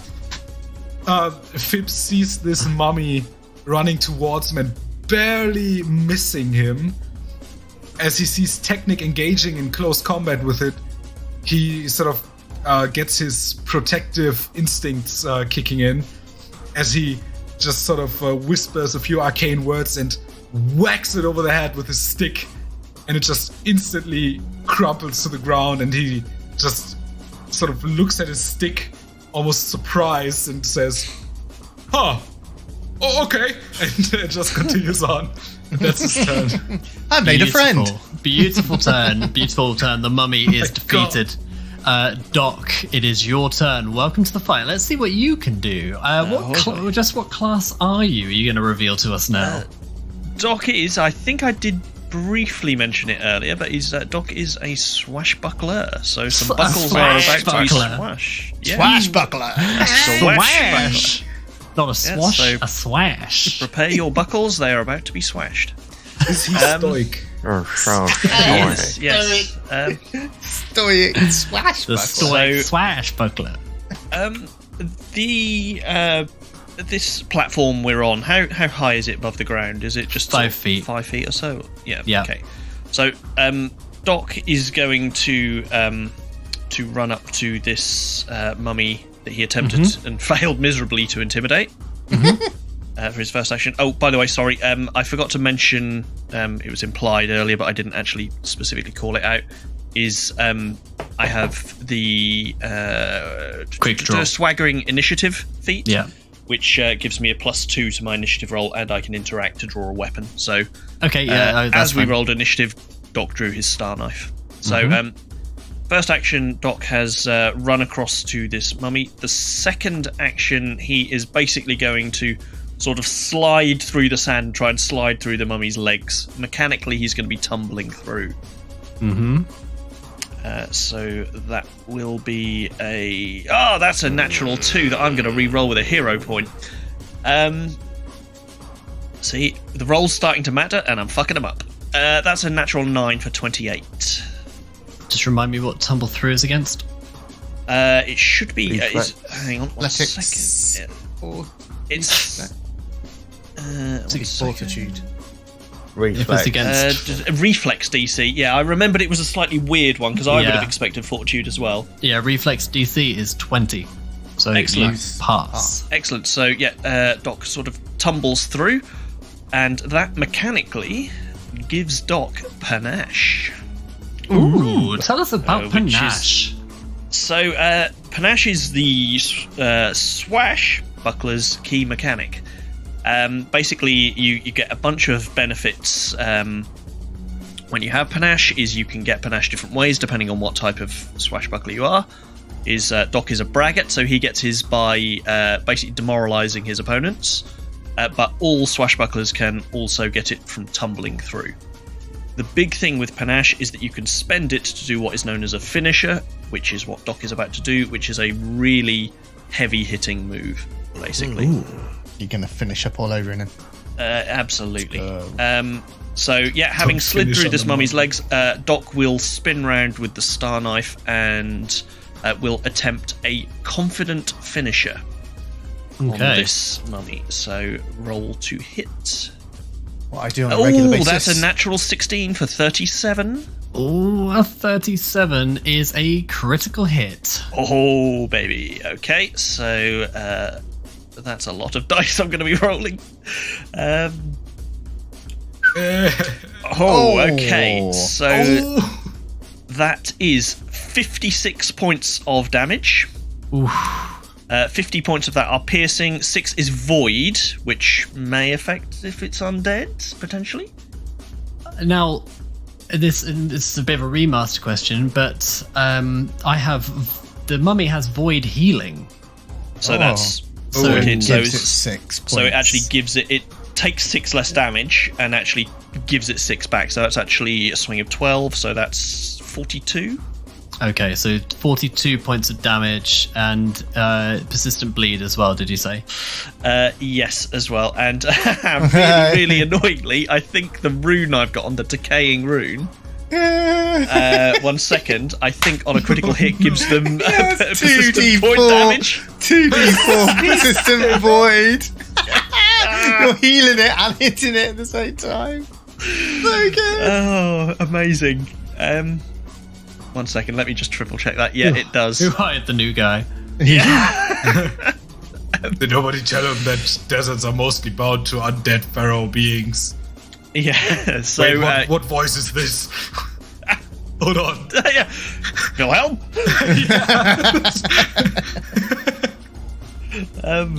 Sorry. It's because this found. I think one of the tokens I've got is it's one because it doesn't distinguish them in the bestiary. One of them is remaster. Pre-remaster. So yeah. remaster ones, they are immune to bleed. Oh, That makes sense. Yeah, so they are remaster. They are immune to bleed. So Careful, the mummies, they're crossing the remaster divide. We have to. they have no blood. Some of them have blood. So they. But that one was pre-remaster. He's a millennia old. Okay, so he takes that damage. That was turn. Thank you very much. Okay, you've done some serious damage to that mummy right next to you. It is, however, the mummy to the north's turn. So let's see what he can do. He's going to come shambling down towards you, Doc. He wants a piece of this action. He's going to come down to here. Bring it, you schlag. And he's going to strike out with his fist. That is a natural 1. You'll be pleased to know that... Will I? You will be pleased to know. Firstly, as he moved into range... No, hang on. No, as he moves into, he's fine. But I do have a feat called Opportune Riposte. Ooh. Which allows me to... And let me just read it as it says... I turn the tables on foes who fumble, capitalizing immediately on their mistake. I gain the opportune riposte reaction, which means that when a foe within my reach critically fails a strike, I can make a melee strike against the triggering foe or attempt to disarm it. I'm obviously not going to try and disarm it. So I'm Rip its arm off. Yeah, literally disarm it. So I am going to take a strike against that mummy. Okay, roll to hit. That's a natural 11 for 32. 32 is a hit. Lovely stuff. That is 10 points of damage, but obviously 3 of that is void damage, which I'm guessing will go back. It will, yes. Yeah. Okay. Thank you very much. Okay. So this mummy comes up, tries to hit you, and foolishly misses, and you strike it back. That is the end of its turn. It is now the mummy in front of you who had all of that bleed debacle, and he is also going to try and strike out at you, Doc. So here's a 17 to hit. That's a 33. Yeah, that one hits. Okay, so here's the damage. That is going to be 12 points of bludgeoning damage as he hits into you, and you feel his horrible damp bandages and flaky skin strike your skin. I would like you to roll a fortitude save, please. Okay, I can do that. I hope. A 7. That's 26. Okay, thank you very much. That's not great. Okay, he's going to try and strike you again for his second action. Yep. That is 17 to hit. That is a critical miss, and Doc will use his feat. 1 second, not his actual feat. FE80. That's a different podcast. He will use Reflexive Riposte, which is basically a level 10 feat. That means I get an additional reaction every turn that can only be used to perform an opportune riposte. Good feat choice there, friend. Or someone who would quite like that. Go for it. Yeah, Doc ducks under the swipe and swings back with a 16 for 37. Critical hit. Oh, lovely. Nice. And that is 20 points of damage. Okay. So he has 1 action remaining. He's going to just go for a 3rd strike at you. He's got nothing better to do.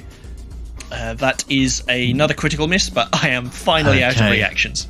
Yeah, these poor mummies are not Shame. particularly strong, but thank you very much. Okay, Bümlik, we're back round to your turn. We're only in round 2, can you believe? Bümlik obviously held readied an action in case someone came into range. They did not. But with this axe drawn, he goes... you notice that when he rages, he can actually it increases his speed for a little fellow. I sort of see Bümlik as being a cross between Mario and Sonic, so he's able to sort of get around, even though he's a little fella, quite fast. With his axe drawn, he's going to head over to the east with 1 action, which will put him flanking with Doc against 1 creature.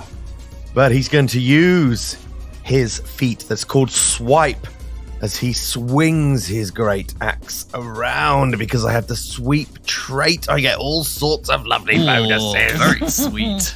Love that. So he's going to swipe, and this basically means I make a single attack roll against the AC, and because they are both mummies are adjacent to each other, if I hit one, I will hit the other, assuming they have the same AC.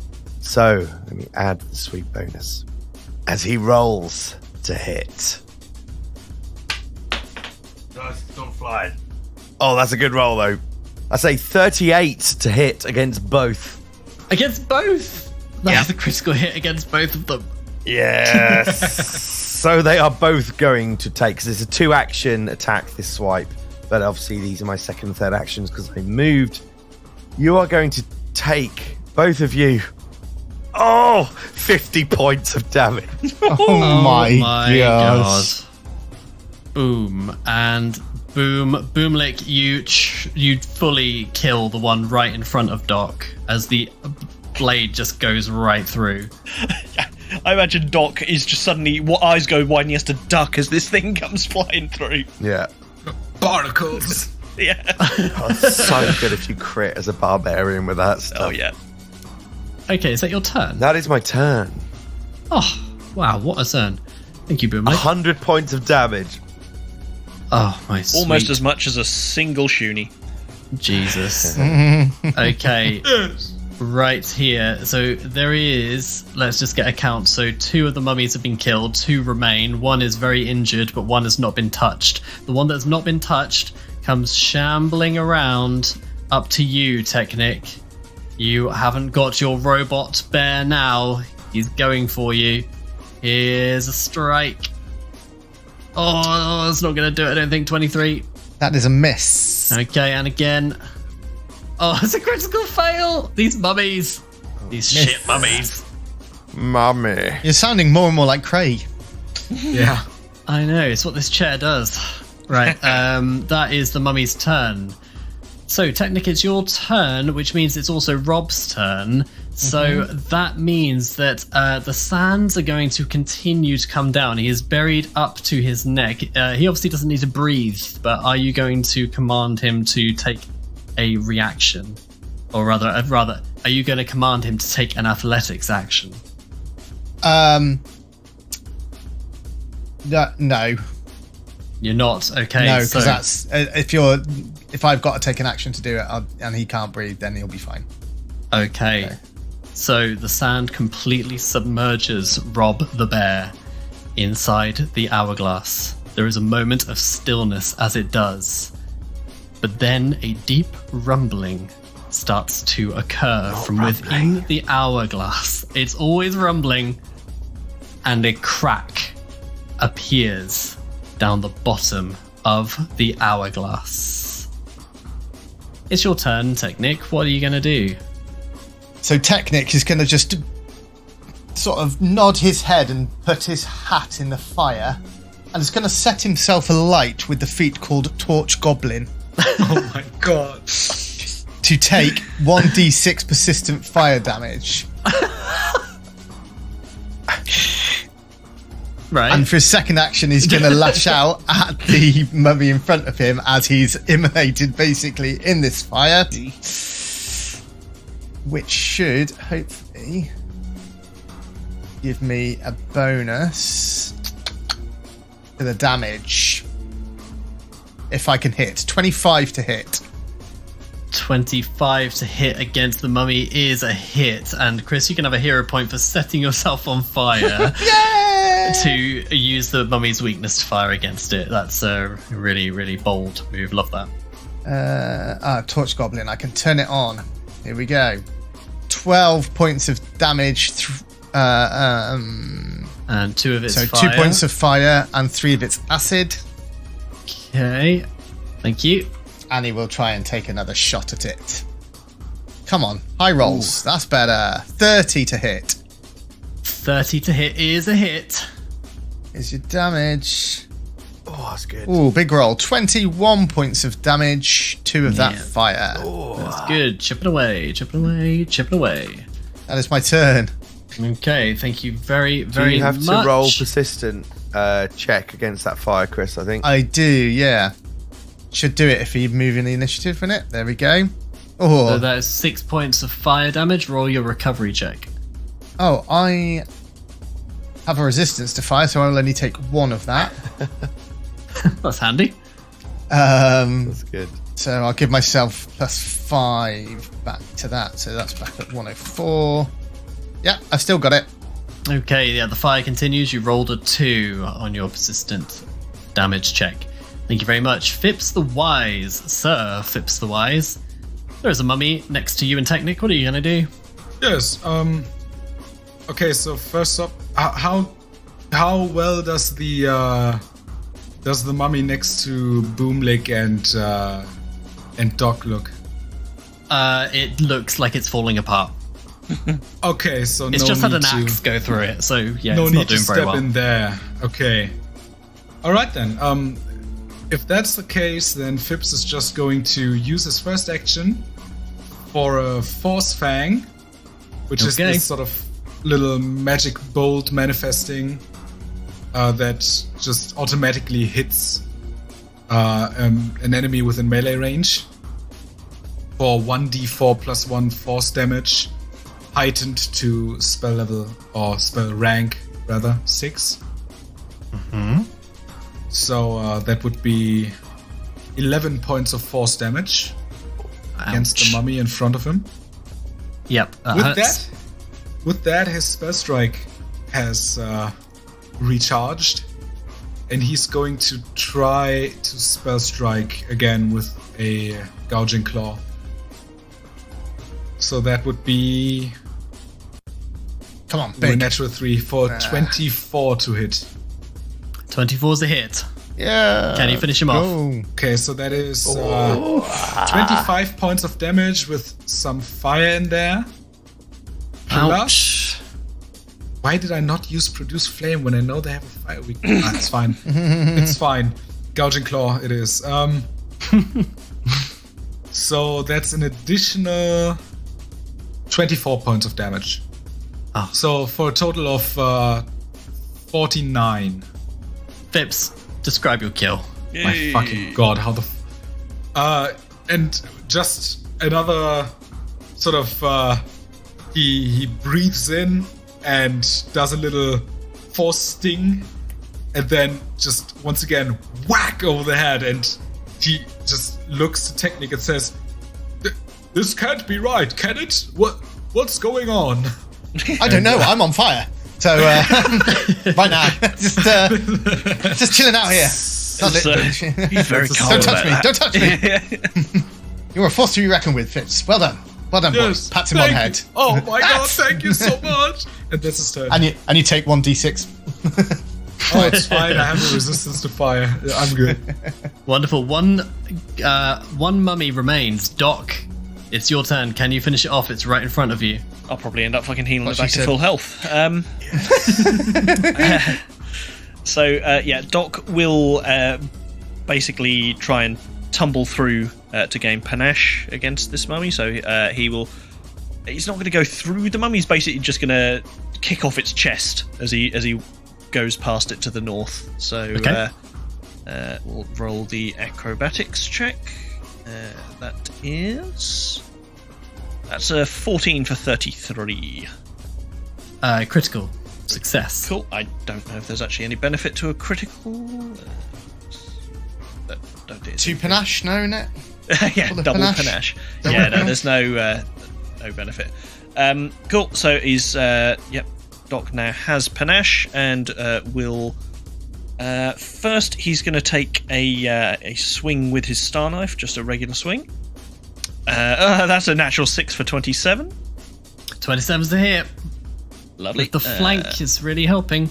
It really is. Yeah. That's 13 points of damage, but 2 of that is void, so 9 total, I guess. Okay, so he's going to get some little bit of healing. I really need to get a better knife. Or at least one that doesn't heal mummies. And then basically he sort of goes through with the first slice and spins round the full 360 degrees to bring the knife round for the confident finisher. Ooh, okay. That is... Oh, that's not great. It's a natural 8 for 25. It is a hit. Oh, lovely. Okay. That is... Heal him. Oh, there's so many dice. Yeah, that's... Most of it that's void. the low rolls, though. 20 points of damage, 2 of that is void.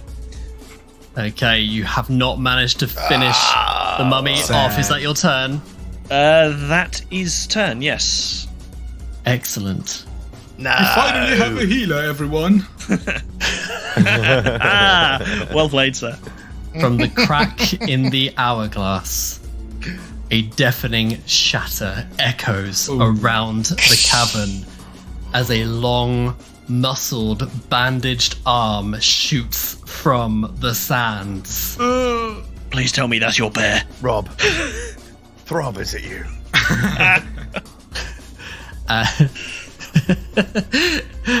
And let me just show you a picture of who you see emerging from the sands, fully formed and activated. You see this towering figure, this armor-clad mummy holding a menacing, golden-tipped spear. And he cries out in a language that none of you speak. Patientente.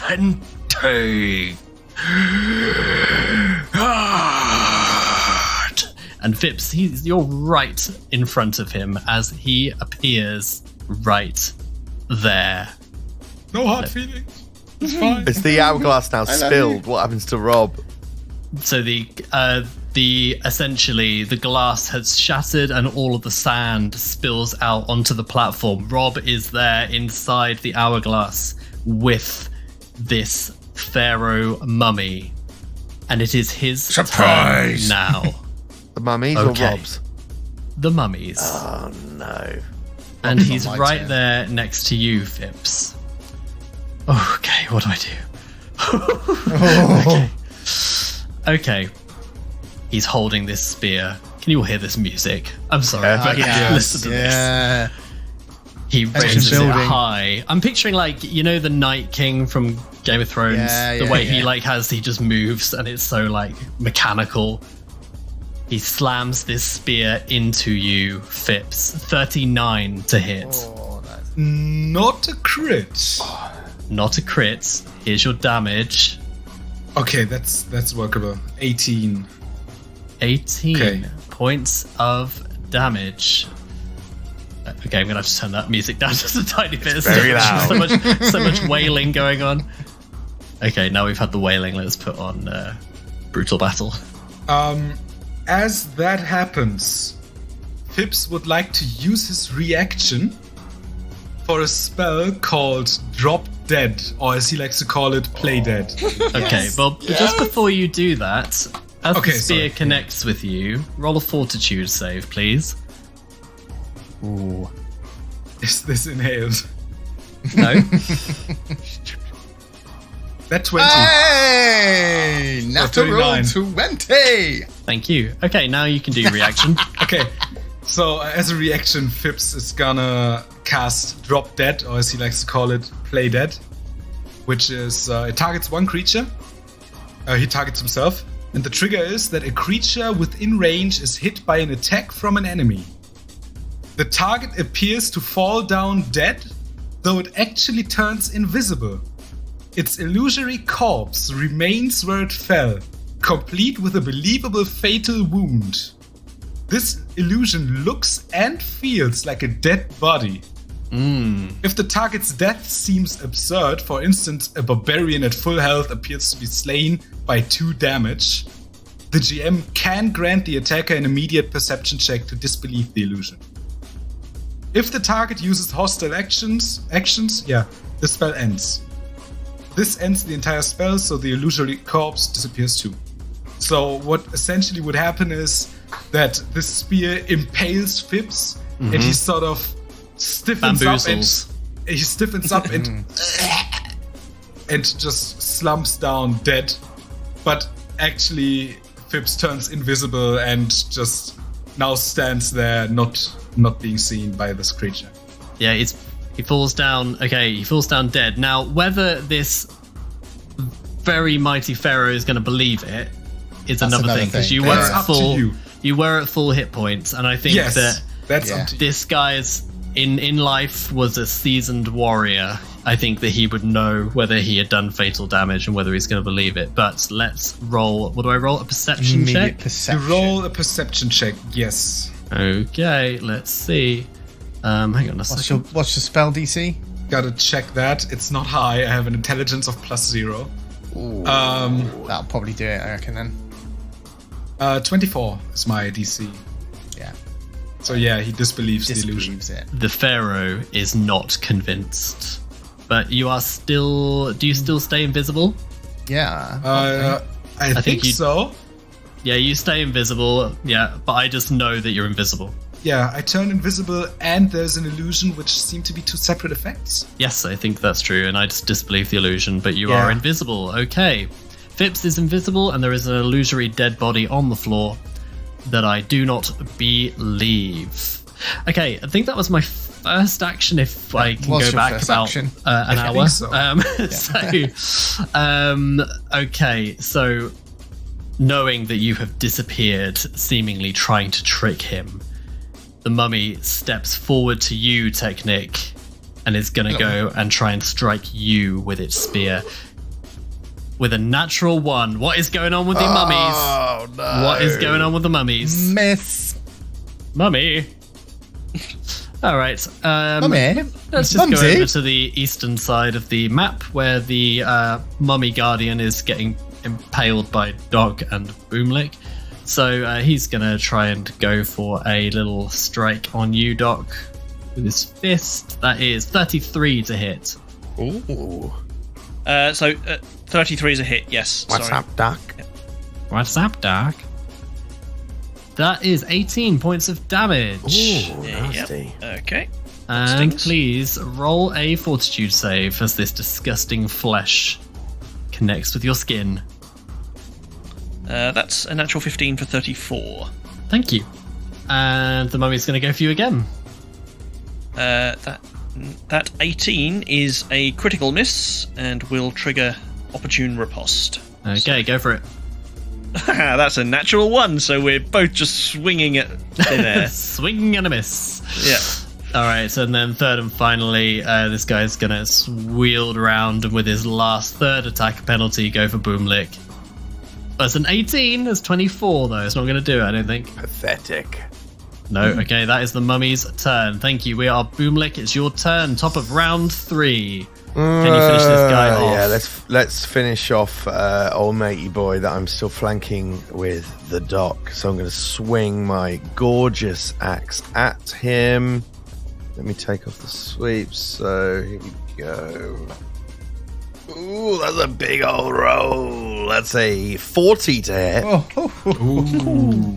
40 is a critical hit. Okay, here's your damage. Okay. Mummy. Oh my god, yes. Rhea Ripley takes 48 points of damage, mummy. Rhea Ripley. Yeah, describe what you do to that mummy. I mean, the mummy was already looking decrepit, but Bümlik spins around in a circle and chops off a bit from the top, a bit from the bottom, and a bit from the middle. And down goes the bandages. Thank you very much. Okay, is that your turn? No, that's only my first action. Because then, as he spins and connects with this mummy, You see the Bümlik with this axe in his hand begin spinning round and round and round as though he was tossing a shot put or a discus. And as he looks over towards the larger mummy that's attacking Fips and Teknik, he keeps spinning and spinning, and he releases the axe in a 120-foot line. Is he throwing the axe? That goes through. It's almost like a buzzsaw as his axe goes flying out well within range of the mummy. And the mummy is going to have to roll me a reflex save, please. That is as it hits the plinth and then comes back. Oh, he just makes 28. it. But he is still going to take half of full damage from the axe, which will be high and low. So that'll be 11 points of damage. I rolled 22. And the axe, as it carves through him, does then return back to his hand. Like Mjolnir. Yes. Very cool, very You've cool. got Mjolnir. Beautiful. Okay, thank you. Is that your turn now? Sure is. Oh, that was lovely. Love that. Teknik, you have this fearsome pharaoh right in front of you. Also, I have it flanked with Rob.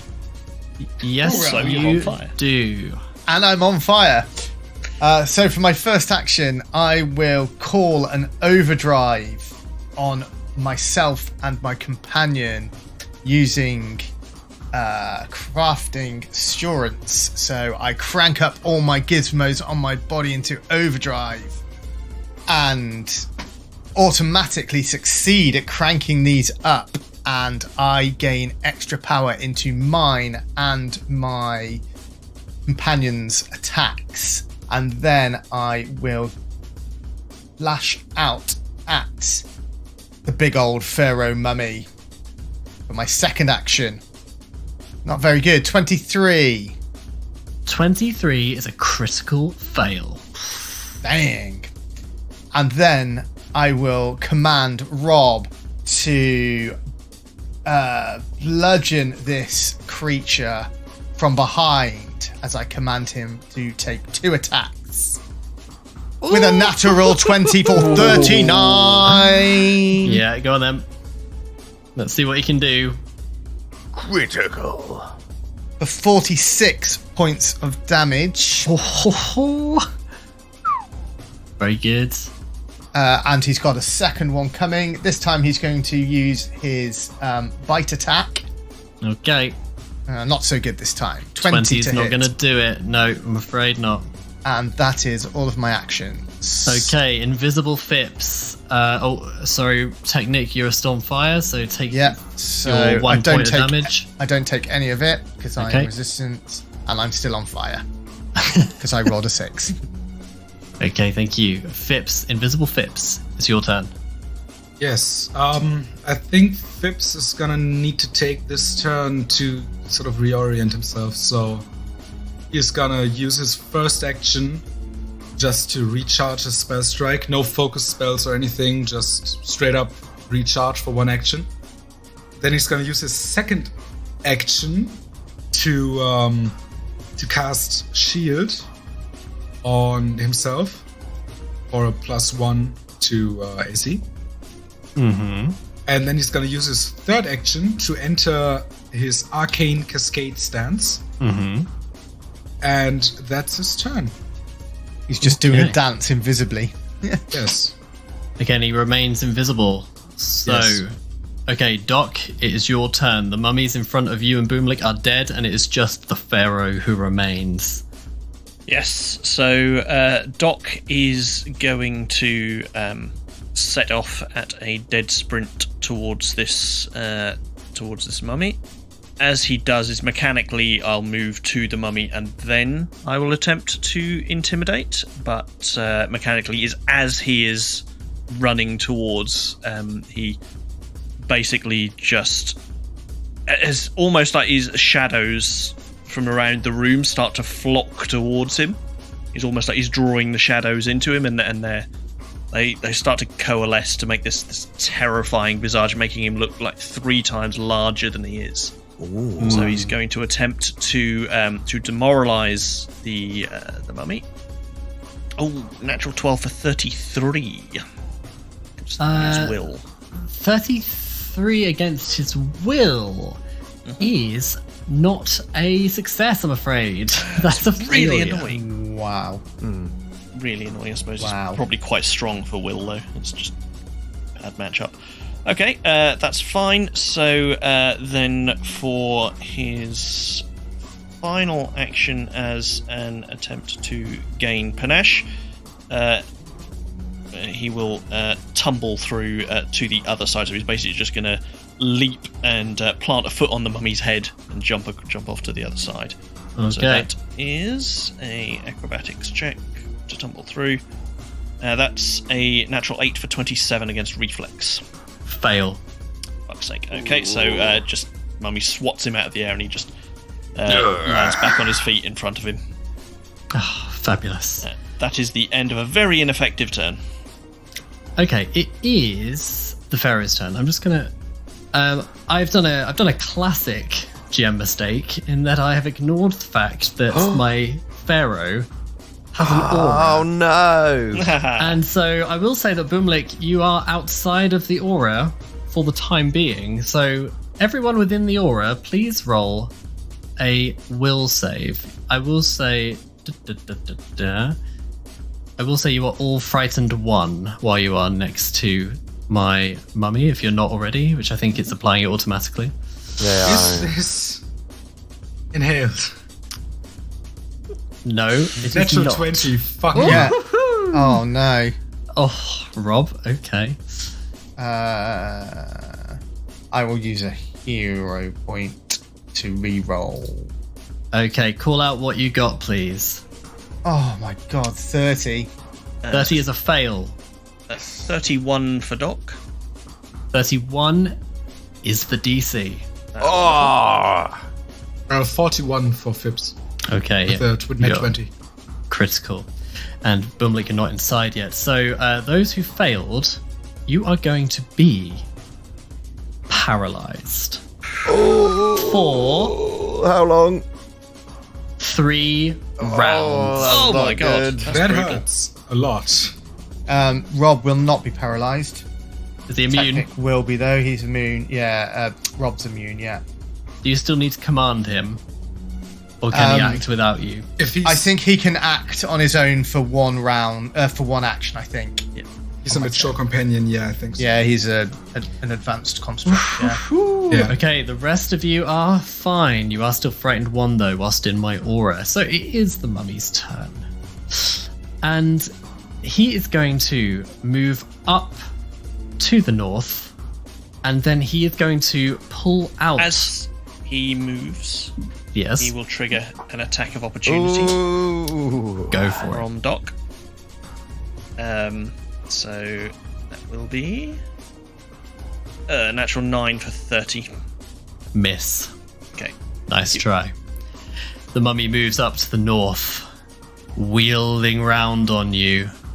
He pulls out what looks to be a small stone tablet and starts waving it in the air with a strange incantation, and then points it at all of you. And in an instant, in a 60-foot cone, what feels like the bristling, brutal desert winds blast sand so hard it feels like it could scour and strip the flesh from your bones. Oh my goodness. If you're paralyzed as well, you're fucked. I am. Yeah. Yeah. Okay, everybody roll a fortitude save. What, even Bümlik? 60-foot cone. No, hang on, 60-foot cone is gonna No, be... it just be for Oh, okay. Only Bümlik. No, misses you, just Bümlik. Bümlik. Just Oh, Bümlik. those. Okay. What? Misses Bümlik. Doc's rolled a natural 1, so I'll use my last hero point to re-roll that. Okay. How much Is do I a DC automatically 13? Are you kidding me?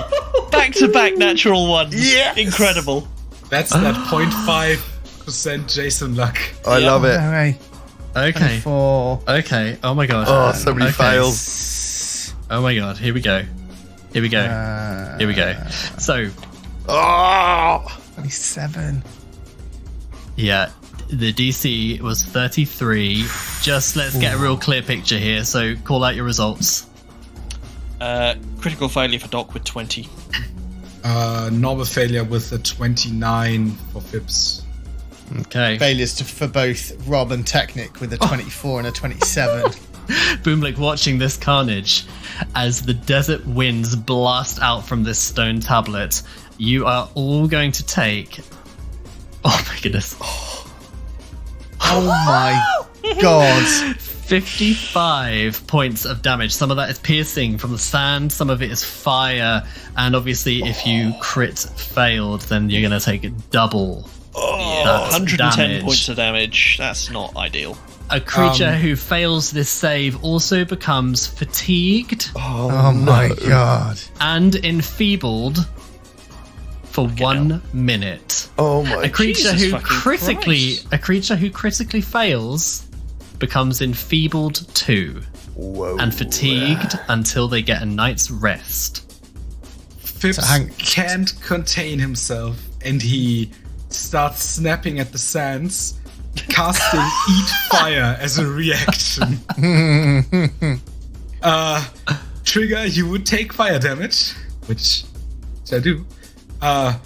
You consume and ingest fire, This is making so it good. less harmful to you. You gain resistance 5 to fire damage until the end of your current turn. During the remaining duration of the spell, which is until the end of my next turn, you can use the belch smoke action. The spell ends if you fall unconscious, inhale, or exhale. So the belch smoke action basically lets me make a 5-foot burst of smoke within my area. Amazing. And That's with so a heightened good. +3, the resistance increases by 5, which it does. Yeah. Since it's a cantrip of spell level 6. So I basically just forgo the fire damage. No, not entirely forgo, but I only take 6 points of fire damage. Have a hero point, come on, because that is Yes. great. Love that. Sorry, Matti, I missed what? So it's enfeebled, so I just failed. So for for fails, Just it fail, is yeah. gonna be you are gonna be fatigued and enfeebled for Okay. 1 minute. If you crit minute. failed, it is enfeebled 2, and you're fatigued until you get a night's rest. Oh, Okey I'm dokes. feeble too, Jason. That's not great. Rob Thankfully, I'm not strength based, but still not great. can't be fatigued. Enfeeble 2 really sucks. Doesn't say that I can't be enfeebled though. So the construct. yeah. Yeah. That is the Pharaoh's turn. Wait, Enfeeble 2? Enfeebled Not 2. For the crit Just fail. for crit On the fail. fail. Oh, okay. So Fatigued and Enfeebled 1. Yeah. All clear? Yes. That's a lot of conditions that everybody has there. Except for you, Bümlik. It's your turn. Bümlik's feeling good. He's just slaying a couple of mummies. He's watching all of his friends, and he's been in this position before. This is usually how it goes. They're all pissing about, trying to get the treasure, and Bümlik's there on the sidelines. Watching. He's an old man. He's 59 years old now. Which in But dwarf Bümlik- years is basically adolescent. Yeah. Bümlik is enraged, and he sees the mummy. He's not particularly thrilled about it. So what can he do? Okay, so for one action, he can make it all the way up to the mummy, which is going to give him the frightened 1. I assume I'm going to have to... Yes, Roll. indeed. Royal will save. Okay. Is that good? Ooh. 38 is a pass. You are not going to be paralyzed. Good. All right. So then with his first action, he is going to go for a something called a silencing strike. It does have the incapacitation trait, so if he's more than level 11, obviously it will bump his save up. So he swings with his axe. Actually, he does it with his offhand and tries to punch the throat of this mummy. I am going to need a fortitude save, please, Okay. against my class DC. 37. Okay, that is a success, so there's no effect. But with his final action, he will swing with the buzzsaw axe. Oh, baby! It's a natural 20! Yeah. Oh, man. Come on. Big damage. I'd like to Craig. hero Come on. point that into another natural 20. So you're going to take a huge amount of damage. Let's just roll it. Watch See him what roll happens. minimum. Oh, that's not great damage. I'm so sorry for calling that. 36 points of damage. 36 points. He Crit takes that. specialization is not going to come into play because I need another target. But yeah, 36 points of damage. 12 of that is cold. That was Okay. very low rolls. Thank you very much. Is that your turn? That is my turn. Okay. Teknik, you are paralyzed, but can Rob do anything? Yeah, I suppose he can go up and give Bümlik the flank. He'll just wander up. So he gets one action, yeah? He only gets one action. Okay. I mean, he's basically probably mindless. I probably So- wouldn't do that if I were you, just because that's then going to stop Doc doing the same, who will have attacks that he can use this turn. Okie dokes. Can you get round to here? Yeah, I Chris, can to the easily. I north got of 40 him? Ooh, that foot. would be awesome. I got 40 foot. Yeah. Yeah. Fine. If he had another action, he'd probably try and grapple him, but that's taking it too far. Otherwise, Teknik is basically a flaming statue at this point. So, Yes. yeah, just stood there. Take your two. Well, you won't take None. any of that fire damage, but try to recover. See if you put your flames out. That's a No, I do one. not. It's good. These gets are good worse. rolls. These Yeah, are good it gets rolls. worse. They're good rolls. It's fine. Sorry. I'm fine Fips. being on fire. Being on fire. It's fine. Fips, your turn. I believe you're still invisible. Yes, he's still invisible. He took a turn. Basically, no one knows where he is, what he's doing, but he hasn't done anything for a while. And for his first action, he's gonna use another charge of his staff to cast another Sure Strike on himself. And for his second and third actions, he's gonna attempt a Spell Strike with his feet, lunging Spell Strike, which lengthens the range of this weapon by 5 feet times the spell's rank, which is 6. So he now has a 40-foot range on his melee. And as his staff twists and grows and sort of takes on this elongated form and grows around the room in a way, still invisible, he infuses it with powerful arcane magic and casts Blood Feast at 6th rank. Blood Feast is a really cool spell, which, essentially the flavor text is that your head splits vertically into an enormous maw, which feasts upon the target's blood, dealing, in my case, 14d6 piercing damage. Ooh. Jesus. Oh my god. And I restore hit points, not restore, but gain temporary hit points equal to half the damage dealt with this spell. Wow. This, of course, isn't possible by the wording of the flavor text, but it's still eligible for a spell strike because it has the attack trait. So I would flavor it that the staff, sort of this 30-foot long staff, splits open and grows teeth and twists itself around that mummy several times before then closing in on it, still invisible. And he tries to make an attack roll this way against a flat-footed mummy. Right, okay. That was a lot of information. That's an I'm just gonna- uncommon spell as well, Commode. You know that, right? Is it? Yeah. Fuck.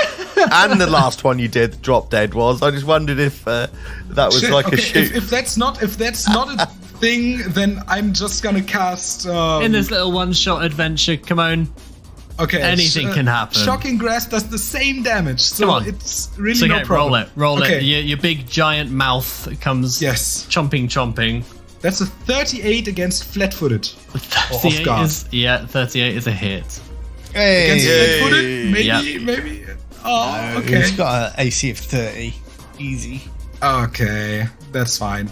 Right, that's 18 as a mixture of bludgeoning and fire and force. Okay. Okay, the fire's gonna hurt him. As well as... Oh, that's a pretty low roll. I rolled 2 dice above a 4. Wait, One of them is a 4. So... With that's, a lot that's of ones, the 12d6, is it? Yeah, 14, yeah. With a lot of 1s and 2s and 3s, that's 42 points of piercing damage. All right, 42 points of piercing damage as it bites into the mummy. That is going to do a significant amount of damage. And Fips gets 21 temporary hit points. And he is now visible? Yes. Okay. No, he's now flying in level 13. It's Okay, Doc, it's your turn. Yeah, so Doc is going to first things first is very quickly grab his healer's tools and perform battle medicine on himself to undo some of the massive fucking damage he took from that. 110. Yeah, that's juicy. Yeah, and battle medicine. So it's going to be an expert DC.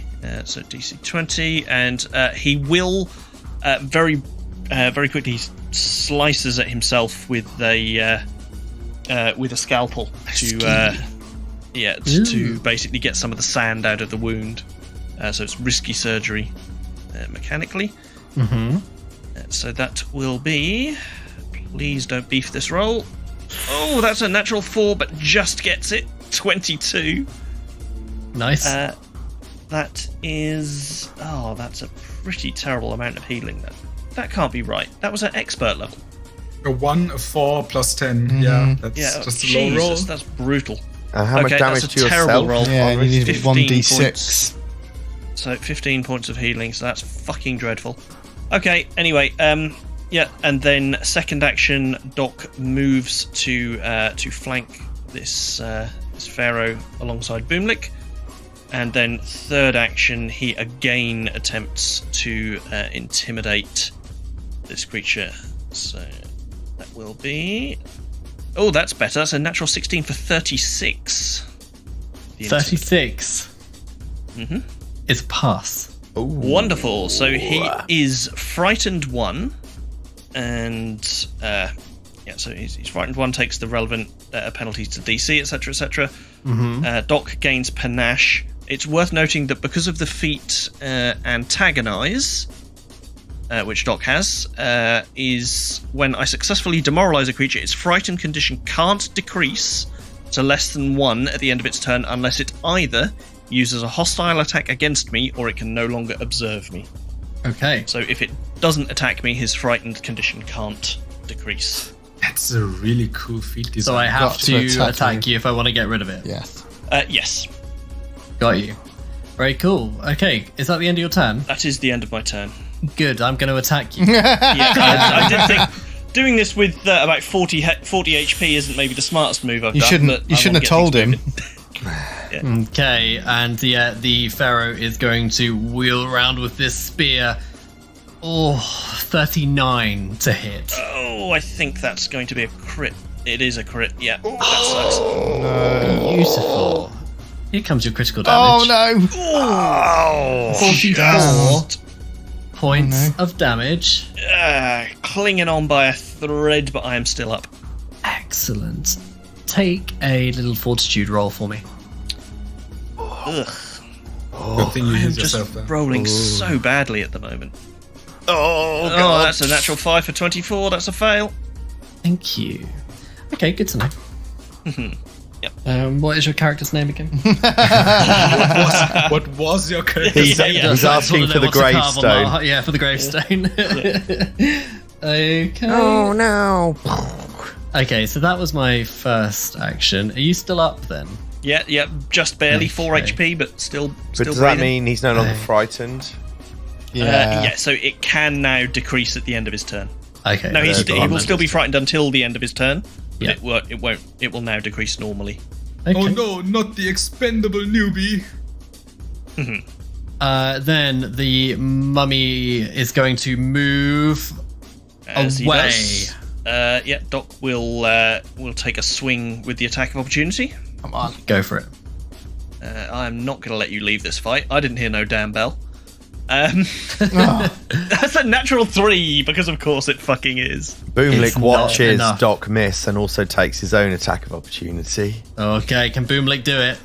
Of course he's going to do it. Craig's going to fucking switch on the D20 module. 34 to hit. Is a hit. Nice. Come on. Doesn't stop me moving, does it? No. 24 points of damage. Yeah, you see bits of this pharaoh falling apart and he starts yelling and screaming. He is enraged that you have awoken him from his slumber only to potentially destroy him again. But as he moves with great intent and purpose to the south, towards the caster of that horrible maw, he lifts his spear and throws it from where he is. Okay, here we go. At Fips. At Fips. 32. 32 is a hit. Oh! Here's your damage. Is how much? 24 points of damage. 20. Oh, that brings him down considerably, but Still up? still up. Yeah, he still has 88. Okay, roll a fortitude But- save. Oh my god, no, please. Jesus Christ. Oh. Ah! I'm gonna re-roll that one. Just yeah. That's a hero point from me. With a natural 1. Natural 14 for 33. Pass. Oh, yeah. Well And, done. Okay. Once again, Fips becomes impaled and dies and plays dead. Okay, you're doing that reaction again? Yes. Okay. Immediate perception check. Yeah, I'm going to get an immediate... Is it feasible this time that he might have died after Oh, taking yeah. that storm face I think he first? knows your trick. So he's seen you do it once. That's my ruling on it. He's seen you do it once. 26. Let me check. Oh, my DC is a 24. Yeah, so he's almost convinced, and then he remembers. He knows that you're invisible somewhere, or just going off what happened before. He is no longer frightened, though. Bümlik, this is it. I think this could be the final round. It's all up to you. Let's see. Bümlik. Okay. I don't have a ton that I could do other than the barbarians stride and smash. I'm tempted. Who's next? Teknik, I think you're next. I am next, but I can't do Naffle. Why? Because you're paralyzed. Paralyzed, yeah. Right. Oh, and Fuck it. Rob is on the other side. Right. I'm going to step up and swing. If you can go here, we're gonna flank him. Because I have reach on my weapon. Really? Yeah. All right. I can do that. Yeah, I've got 35 speed because I have fleet and rage stuff. So let's get the dice. I'm going to roll with my sexy buzzsaw axe. It's not done badly tonight at all. Here we go. Oh, that's not bad. Against flanked. 32 against Off guard. flat-footed. Off guard. Off guard. Ooh. Is it accounting for that? Is that with No, the it's officer? It's not. not accounting, no. Oh, then that is a hit. Yes! Well Yes. done, Camone. Right, here's your damage. Have it. Ooh. Oh, that's pretty good. Nice. 28 points of damage. 6 cold. Okay. Still up. Oh, still up. Only Okay. just. Here comes the second hit. Come on, 32. It's a natural 7, but I will hero point that because I have 2 left. So, You need a 16 or higher. okay. Here we go. Oh, it's a 16. Yay! Oh, man. Okay, Yeah. here's the damage. Let's hear it. That's 20 Is it points of enough? damage. Oh, this guy is still up. Ah, no. Only just, but he is still standing. There are bits. He's lost his spear. He's just falling apart. Bandages. Everything is a mess. That's turn. Teknik, you are paralyzed. Is Rob going to do anything with his one action? Rob will wander back up here and try and give a flank. But Teknik can recall knowledge on the creature. Good to know as it dies. As it dies. And what did we just kill? Religion, Yeah, is if it? you want to roll a religion, yeah. He's got +0 on religion. But -1. No. Fails. Okay, thank you for that. That's all right. Thanks.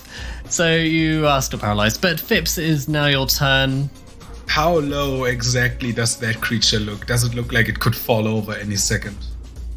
You think that on a scale of 1 to 250, this guy is probably around, I don't know, the 26 mark. Okay, roughly. Roughly. Fips Roughly. drops his invisibility Boo. and just turns visible again, looks at the creature, sort of tilts his head a bit, and says, "You started out strong, but that was rather disappointing," as he points his stick at the creature and casts another Force Fang for a set amount of damage, which is 15 maximum damage, by the way. 15 points of damage. Yep, he's taking that. And with his last 2 actions, he's gonna say, "Well, I hope this works as well as the last few times. If so, I hope you rest well in peace. I guess." And he splits open his staff and casts another blood feast on his spell strike. And Right, come on then. okay, and please let this work. That is going to be against flanked a 35. Oh my god, it's a hit. It's a hit. Looks good. May I calculate the damage? Yes, please. Oh my god, so many That's better. dice. A total of 61 damage. Okay, this giant mouth comes screaming towards the mummy prophet, and it clamps around him. Fips, describe your kill. Yes. Okay.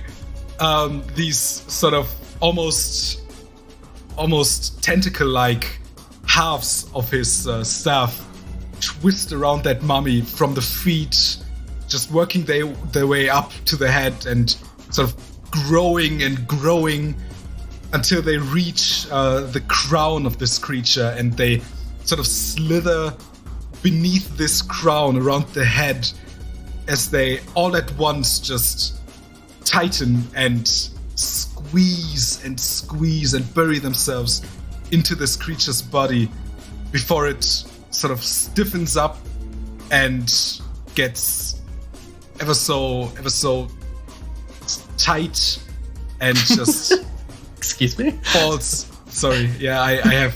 There's a language barrier there, but you know what I mean. Okay. I can't wait And, next week, listeners, for part 2 of Kimon's description of his kill.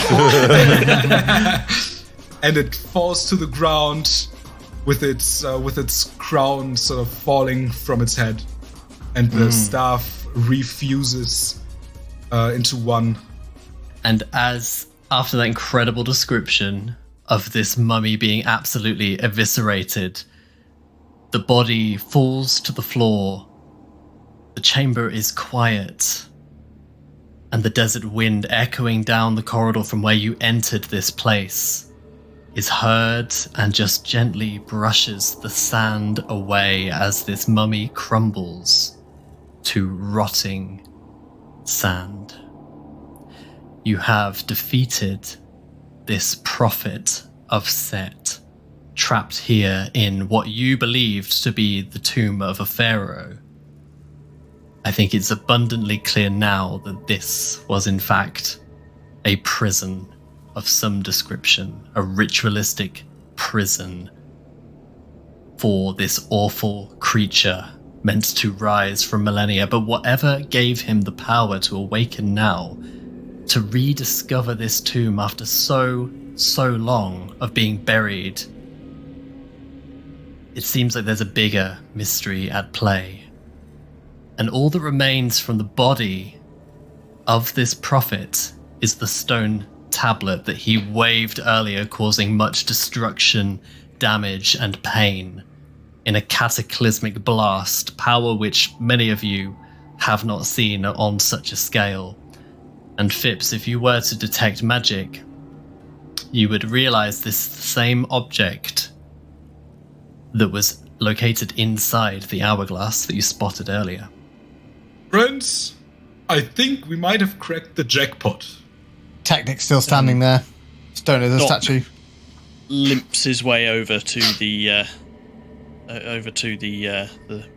pile of dust and sort of somewhat labouredly bends over and picks up the tablet, examines it. Doc, as you pick up this unusual stone tablet, it crumbles to dust in your hands, revealing inside. Craig, why don't you show us on the camera what it reveals inside the stone tablet? My penis. Oh, I thought it was going to be your cup that you showed us earlier, the rum cup. Inside is a small card of immense power. Depicted on it, 2 pyramids set underneath a moonlit sky and a warrior riding a lizard? Yeah, Mechanical bear. Lizard. Riding a lizard across a red sand desert. None of you are quite sure what it is that you have found that possesses such power, but of course all of us as players know that this little band of adventurers have stumbled upon a Harrow card from the deck of Destiny. Not the dick of destiny. And with that, boys, the curtain comes down. Thank you very